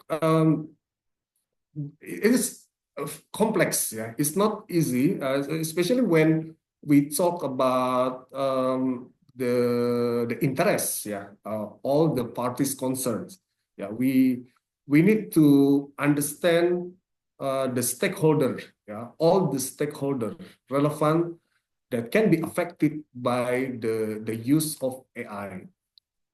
Okay, next. I think the practices of AI, how we utilize AI in our marketing and promotion. Yeah, I think AI give us a tool to help us doing marketing efforts. For example, if we talk about the customer relationship management, yeah, AI can help us. Yeah, I think I heard that one question about how we in the university can enable the use of AI. I think this is one example. I don't I don't do promotion, yeah, for all this stuff, but just give you an idea on how we connect with our potential customer, with the existing customer, and also for those already, I mean, completed their study in our university, try to maintain the connection. I think the AI can give us, make us doing the process more efficient and also even more effective. Yeah, I will, because I think I need to make it quick, yeah, about the principle. Again, we focus on the ethical principle in doing AI. Some principle that we need to conduct, we can see from the first one, I think transparency, yeah, because AI will, collect the data information available, yeah, in the internet, social media. I think transparency. We provide user with accessible explanation about how the data influence AI decision. I think AI will give us recommendation, suggestion based on input. Input means data. Yeah? So data become an important measure or important things for AI to process all the data, to generate the information, and even more, yeah, not only information but also some suggestion. Yeah, so transparency become important. Accountability, we ensure that a clear chains of responsibility exists for AI-driven action, and also privacy protection. Yeah, this is very,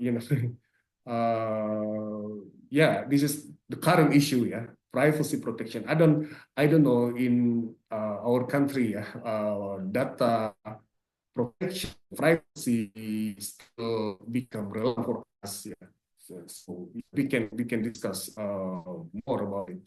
Fairness, yeah, we need to prevent biases in automatic decision.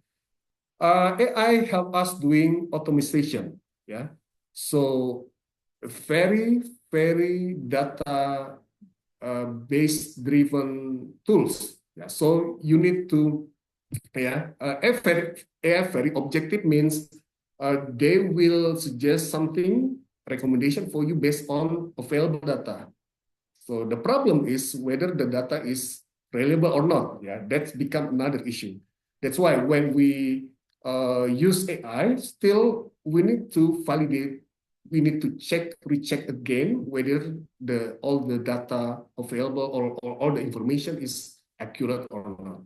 Yeah, fairness. And next, human-centric AI. Yeah. Again, the principle is we use AI to augment human decision making, not replace it. So that's why the ethical issue. Yeah. For example, for students, yeah, write down their thesis or their dissertation, yeah, using AI 100% without any intervention, human intervention. I think it's not really wise for us. Yeah, I think so. That's why in higher education institution, AI still become pros and cons about to what extent we can make use of this technology. Yeah.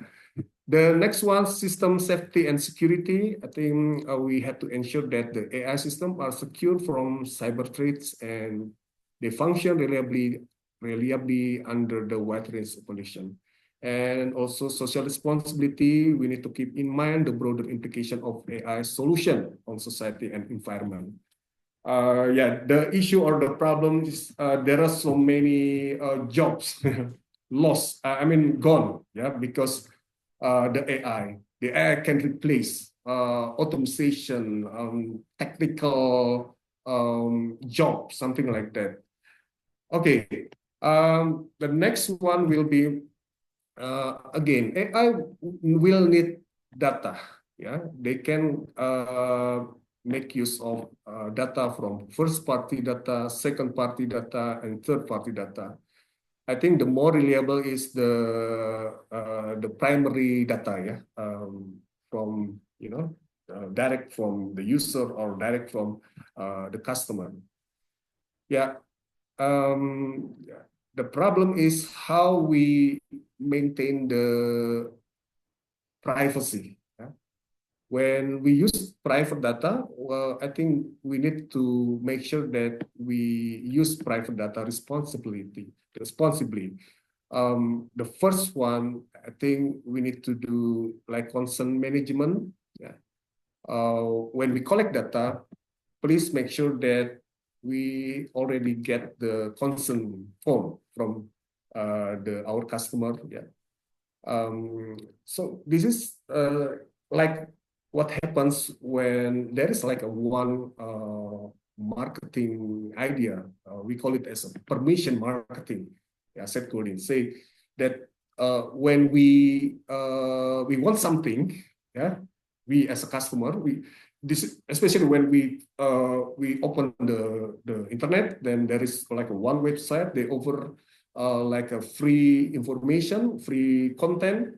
So they will ask you that, okay, are you willing to put your emails before so we can send the content, yeah.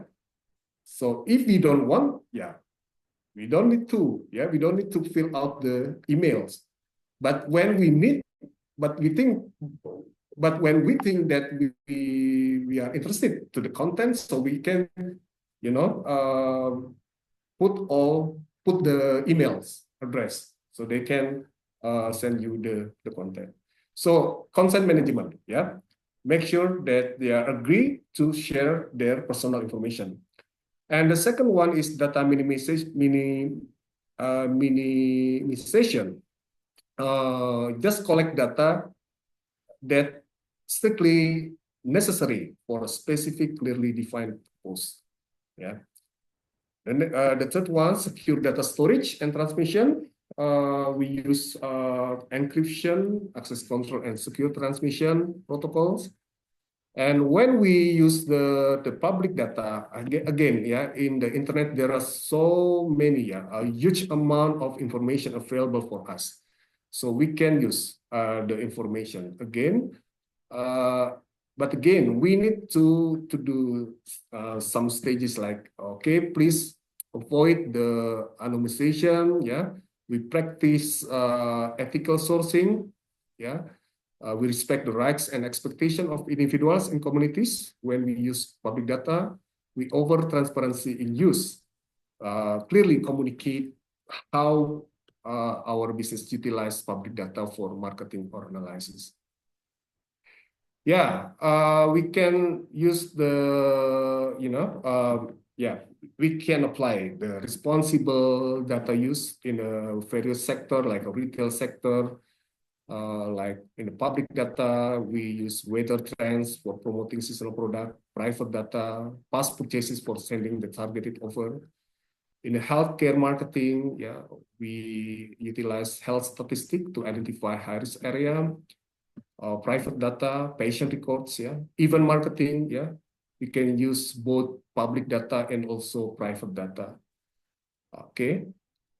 Yeah, unfortunately, there are some cases, yeah, about the privacy, data privacy, yeah. In particular, we can find in the case of e-commerce, yeah. You may see from this slide, yeah, there are some cases about data hack, yeah. So yeah, leak, yeah, data leak that make customer not really feel secure, yeah, about their personal data. Okay, although we can see the government, yeah, the Indonesian government already anticipate, yeah, by issuing the Personal Data Protection Act, yeah, number 27, 2022, yeah.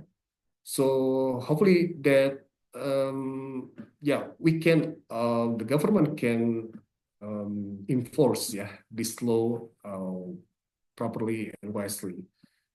Okay, next, yeah, the problems about bias in marketing ethical. Now, we cannot reject the AI. AI now become our daily life. So what we need to do, yeah? I think the first thing is to manage the data. Marketers must manage the data that fits AI models.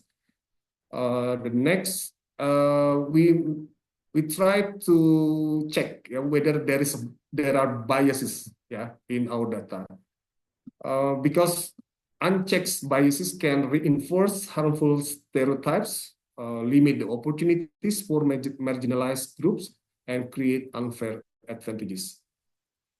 AI is a machine, very objective, process the available data based on data. Yeah. So the problems when data is not reliable or not cover the reality, all the reality. So that's create the bias, yeah, potentially create the bias.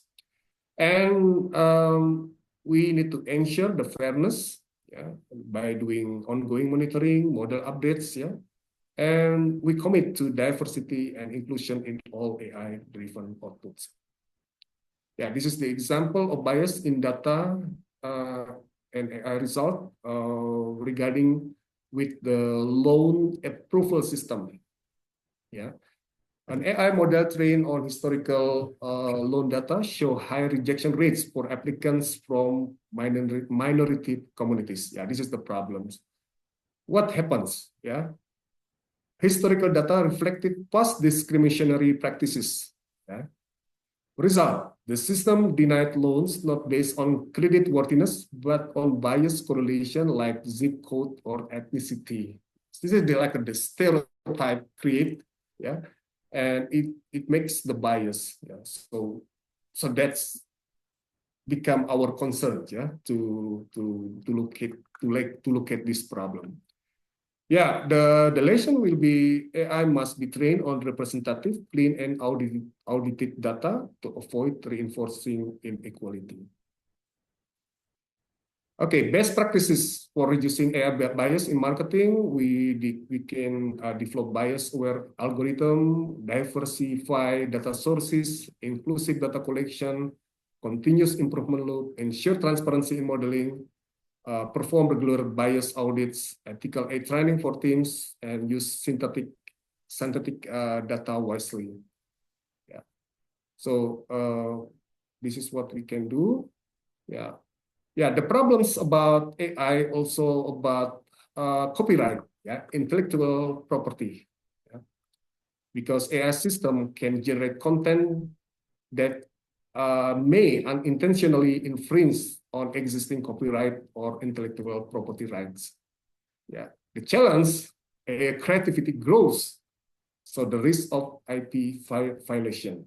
Yeah, what marketers should do? Yeah, we need to train teams on copyright and IP laws, especially those using generative AI. We embed legal checkpoints. We promote awareness across marketing teams to avoid unintentional misuse. And yeah, the impact, I think we need to reinforce a culture of ethics, compliance, and responsibility in our organization. Okay, how we protect copyright? Avoiding infringement, we declare ownership, safeguarding our own creation. In some of the ethical conduct, yeah, I think the problems is whether we are willing, yeah, to declare that our work, is based on AI, yeah, and then we need to declare to what extent, yeah, we apply AI. Yeah, this is one example about copyright, yeah, very interesting in the music industry, yeah, because there is an example, an AI generated band, yeah, they can get 1 million streams, yeah, on Spotify, yeah. This is not real. This is AI music, yeah. Yeah, I think it can give a threat, yeah, for the music industry, especially for those who already been long time in the industry. So they need to compete, yeah, with the AI. So what then? The ethical conduct, yeah, whether we can see this is acceptable practices, yeah, in the industry. Yeah, this okay. I think it needs like a further discussion, yeah, about it. Okay, the next one will be the problems about AI, especially about the deep fake problems, yeah. Synthetic media that replace or generate a person's likeness or voice using AI and machine learning, making it seems like they said or did something they never actually did. Yeah, to create like it is real, but it is not. Yeah. Why it matters? Because the rise of generative AI makes deep fakes increasingly realistic and difficult to detect. Yeah. So it can create problems in the future. Then we had to anticipate the risk associated with the problems of defect, yeah, by using AI, because defects can pose serious threats. The first one, because we can spread misinformation. there is potential damaging reputation and also enabling fraud and manipulation. So it relates with the ethical conduct. Yeah, what do we have to do? I think if we follow the ethical conducts, then we must stay informed, use detection tools, and uphold ethical standard when using AI generative media. Okay. The risk of defect content for business and brand, yeah, the risk of brand damage and financial loss, threats from fake endorsement and misleading ads, yeah, undermine trust in digital communication. For individuals and family, yeah, there is a problems, yeah, non-consensual pornography, identity fraud, yeah, relationship manipulation, psychological harm, and social disruption. In terms of the society at large, there is a potential spreads of misinformation and fake news. Yeah, yeah, it can diminish public trust, yeah, in media and institution. I'll give you some example, like what happens in Pentagon's, yeah, the fake Pentagon's explosion shocked the stock market. This is not real, yeah. This is not real. This is like a viral image show explosion, which is not, yeah. But it gives the impact, yeah, to the stock market, yeah. It's very terrifying. The second one is the viral Trump defect, yeah. AI generated images of former President Donald Trump being arrested when viral online. Yeah. Although at the beginning, the creator not really intend to make this chaos, but the impact's very bad, yeah. Yeah, because it create confusion and misbelief, yeah. It distort public perception. Yeah. The other one, yeah, celebrity impersonation, Tom Cruise, TikTok hoax. Yeah.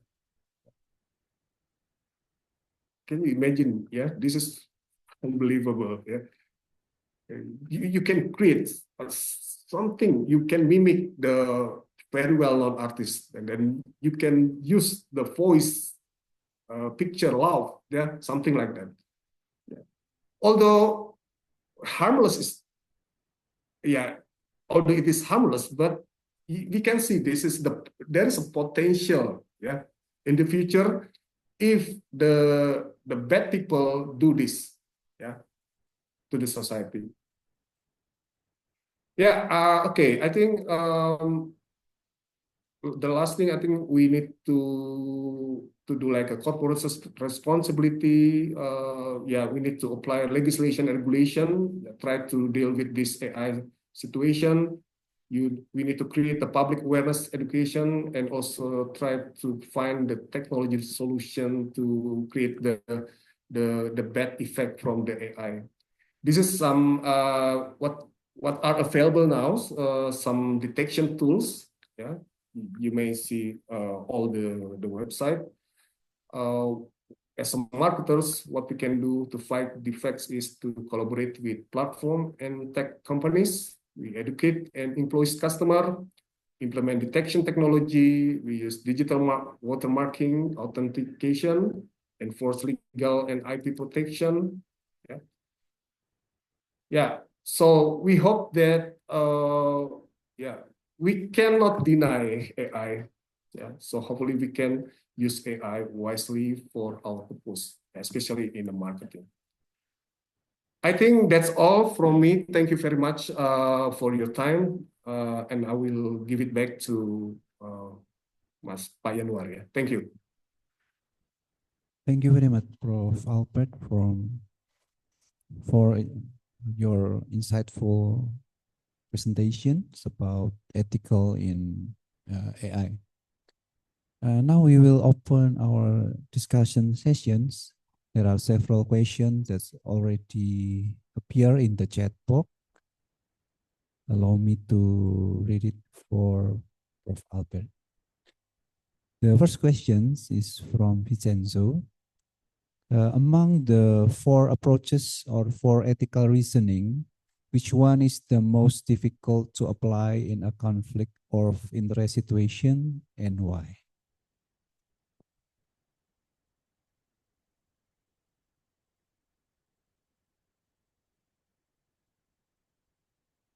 Sorry, Prof. Albert, your mic is still muted.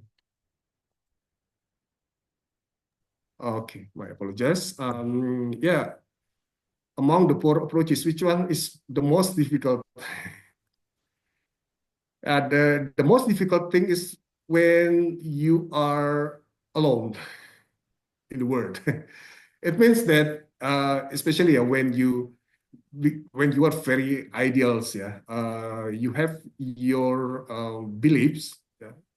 I think the personalistic ethics, yeah, become problematic, become difficult, yeah, become very tricky because um, sometimes your society become your enemy because not everyone agree with you. Yeah, like you are alone in the crowd. Yeah, you have your own thinking, your beliefs. Yeah, about what is right and wrong. Yeah. Okay, I think this is my opinions. Yeah, my opinion. Yeah, and also I think uh, because when you have your belief created based on a very narrow the beliefs created by narrow society, so that's also become the problem, yeah, the problematic for you, especially when you become minority in your society, yeah, and then your belief is very very different, yeah, it can create a problem. I think this is what I think, yeah. A duty ethics also it can become the second one, yeah, in my opinions, yeah. The problems we follow the law, but the rest do not follow the rules. Yeah, that become the problems. Make us frustration. Yeah, about this condition. Yeah. Okay, that's what I think. Yeah, what I think. Yeah. Okay, thank you, Prof. Albert. The next questions is from Pak Anggung. Prof. Albert, could you give us some big and famous ethical and moral cases, problems related to the use of AI in marketing? Could you give your suggestion to prevent or minimize the ethical problems? Thank you. Okay. Yeah. Thank you very much, Pak Anggung, yeah, for the question. Yeah. I think as I already mentioned to you before, the problems in terms of, I think, like in the music, yeah, in the music industry, yeah, this is the example. How then this give impact, very huge impact, yeah, to to the to the business player in the industry when the professionalism, creativity, become has low value, yeah, due to the AI. Yeah. So yeah, I think I don't know because all the parties concerned should meet or should discuss about this. Should have like a agreement about what we can say as acceptable practices, yeah, in the industry. Yeah. So I think what happens then, we cannot reject the AI. Yeah, I think in the future, yeah, we need to adapt AI for our purposes wisely. Yeah, how we then minimize or mitigate the risk? I think the issue is how we are willing to, declare how AI contributes to our work. This has become problematic, especially in the higher education, in the education sector. When, for example, when we talk about the originality, about the idea, when we write our work, our research, how then we are willing to say that, claim that, okay, this is 100% my own work, or we can say that, okay, a certain portion of the work contributed by AI, something like that. So in what way we utilize AI? I think there is like a disclaimer. I think this is more fair. More fair. But then the question is whether the community, academic community, accept this kind of practices. I think, I don't know where. I think we need to create like, or to make like a more practical conduct, or practical guideline to say that, okay, AI is acceptable, in our case. For example, do we think that, for example, the use of AI for correcting grammar, for example, like Grammarly, to conduct paraphrase, it is still acceptable for us? I think there should be like agreement, between us. Okay. I think this is what I can give my opinions, Pak Yanuar, Okay, thank you, Prof. Albert. And we have one more questions from Pak Alif. This is the hottest issues right now. It's about trade with America. When Indonesia provides personal data to other countries as a part of trade and investment agreements, what are the risks? Is this safe for us as a data owners? Thank you. Okay, Pak Yanuar, thank you. Pak Muhammad Alif, this is interesting. I just wonder whether we still have privacy, in our country. Even when there is no like agreement between US and Indonesia, do you think that we still have our data still safe, secure? I'm not really sure, because every day my mobile phone receive a text from, I don't know, the sources who send me. I don't have any idea. So this is indicate that there is a problems about data privacy, our personal data, because unknown parties can get access to our personal data, our mobile phone number, our email. So this is become problematic. I think I don't know whether maybe even worse. I don't know. Just look at just wait and see what happens then. After we share our data to to other countries and see what happens. Okay, the risk, I think I think it's clear, the risk will be there will be many scammers, something like that. So that's why we need to develop literacy, and then how we mitigate the risk. For example, like the last time I received the link in the group, WA group, and then this is like a wedding invitation, but the problems that make it not good is the extension. The file extension is .apk. Oh, okay. When I know that kind of situation, I don't click any file. I think what we can do is try to mitigate the risk, try to educate people, Indonesian people, to be more aware, to be more careful about what's happening. And then, I think hopefully we can at least reduce the impact, but we cannot 100% reject all the stuff. Okay, I hope it answered the question. Hopefully. Thank you, Pak Muhammad Ali. Okay, thank you, Prof. Albert. So we have to educate ourselves to aware about how we use AI or applications. I need to add one thing. I think I don't know whether it is affected by our culture.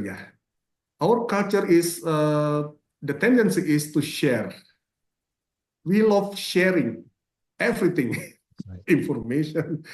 So I think in order to also to reduce the impact of this the bad thing from this phenomenon is we educate ourselves, try to learn first, not that immediately share all the information that we receive from others, and then try to evaluate whether it is good or not, and then if not, then just delete or do not share. I think this is more wise for us to do. Okay, but the problem is for us as millennials or Gen Z is quite familiar with AI, but our elder generation is a bit hard to study or to educate themselves. Prof. Albert, what do you think about? I agree that I don't know, like for example, like ChatGPT, it's not become more convenient. I think the problem is on how we create the prompt. This is the important thing. AI make it easier. I think the principle is like that. So even we are an older generation, for me, example, for some technical things, I think very, very helpful. Even to give some ideas at the beginning, it is very good. I think the problem is on when we put 100% trust on AI result. That's become the problem. So we have to, for example, if we have the output from the AI, please have a look again, especially about the content, whether it is reliable or not. Sometimes the references they give to us not reliable, so we need to check again. But another case when we make use of AI for like a technical, for example, like we can generate logo for our small medium enterprises, by only using AI, we can get it very efficient, time efficient. But then the problems about the copyright, who owns the copyrights? The problems that's become a problem. Okay, I think that's what I can share. Thank you, Prof. Albert. Okay, we have to come to our end of our sessions. Thank you for everyone who participated today in discussion. And thank you once again for our speakers, Prof. Albert, for sharing the presentation. Thank you. Allow me to conclude the session. So ethical value in AI are essential to ensure that technology serves humanity responsibly and fairly.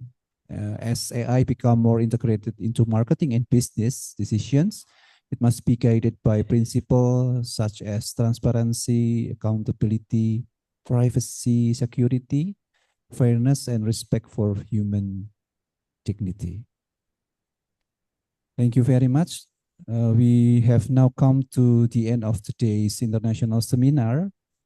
We had the privilege of listening to the two insightful presentations.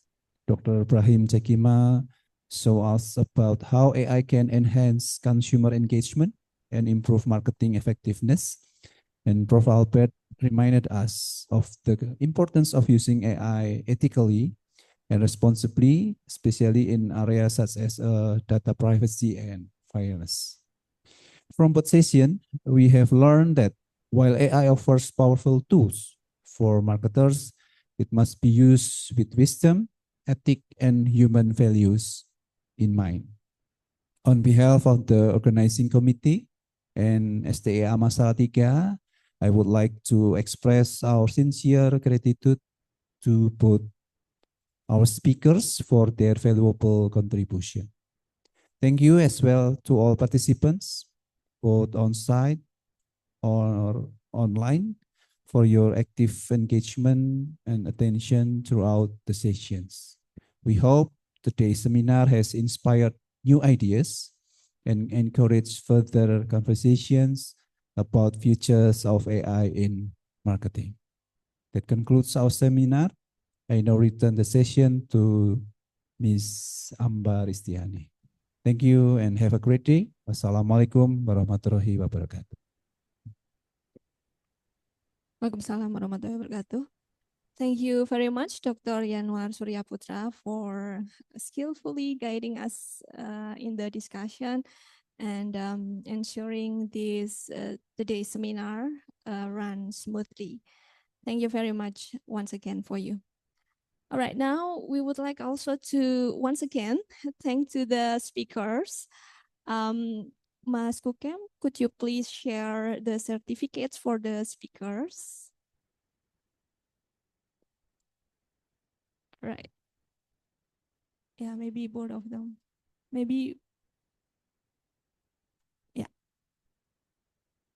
Once again, thank you very much for Dr. Brahim Chekima for your time and also for your insights in this seminar. We hope that we can still continue our collaboration in the near future. Please send our warm regards to your colleagues in UMS, Universiti Malaysia Sabah, especially Dr. Sudin Lada and also Dr. Toh Pesung and also Dr. Oscar Dosin and of course, all of your colleagues in the university. Thank you very much. And of course, thank you as well for Professor Albert for your insights today. We hope that this is not the first and also last time we collaborate in this seminar. Of course, we hope that we can still have a cooperation in the future. Thank you once again. Yeah, sure. All right, for the participants, we have shared the attendance list. You can check on the chat box. So please fill the list because we would like to send you the certificate later, maybe 1 week from now. So please write your full name in the attendance list. Yeah. Okay, now before we close this seminar, I would like to ask all of us to open our camera so that we can take picture together. So please everyone, could you please open your camera? Yeah. So how many slides do we have?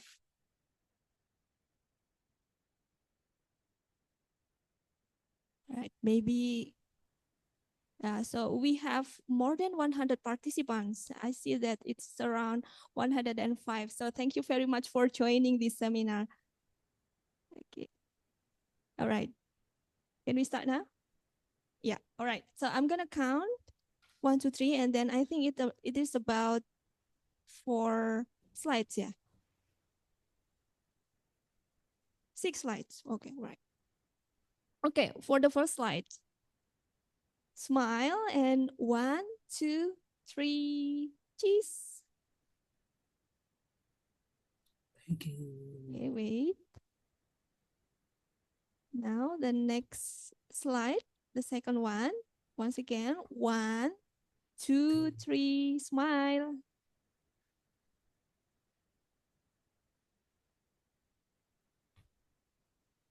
Okay. Now the third one. 1, 2, 3, smile.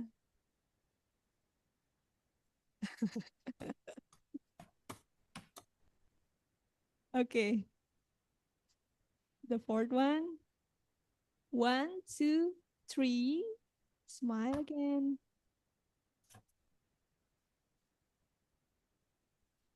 Okay, wait. All right. Hah? Oh ya.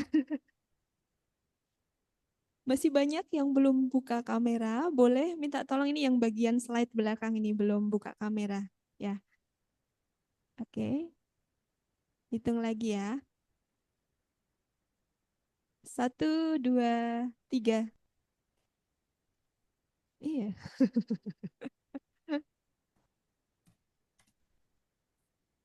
Satu lagi ya. Oke. One more slide. Oke, sekali lagi mohon buka kameranya biar kelihatan senyumnya semua. Oke.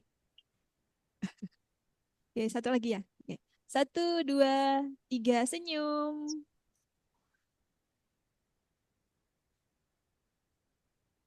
Oke. Terima kasih banyak. Ya, jadi sekali lagi mohon mengisi daftar hadir yang sudah di-share di chat box dan kami berharap bisa mengirimkan sertifikatnya 1 minggu ya dari sekarang gitu. Jadi mohon untuk mengisi full name-nya, nama lengkapnya. Baik. Demikian untuk kegiatan kita pada hari ini. Semoga kita bisa berjumpa lagi dalam kegiatan seminar internasional di masa yang akan datang. Nah, jangan lupa juga nanti akan ada seminar internasional yang diadakan oleh program studi akuntansi ya di akhir bulan ini. Jadi mohon ini ya bisa cek ya di grup WA masing-masing ya untuk informasi tentang ini. Harapannya kita semua bisa bergabung juga dalam kegiatan tersebut. Terima kasih sekali lagi perhatiannya and see you, bye-bye. Wassalamualaikum warahmatullahi wabarakatuh. Thank you. Thank you. Thank you. Thank you, Dr. Brahim. Nice to meet you. Thank you, Dr. Yanuar. And Ibu Ambar, thank you. Thank you.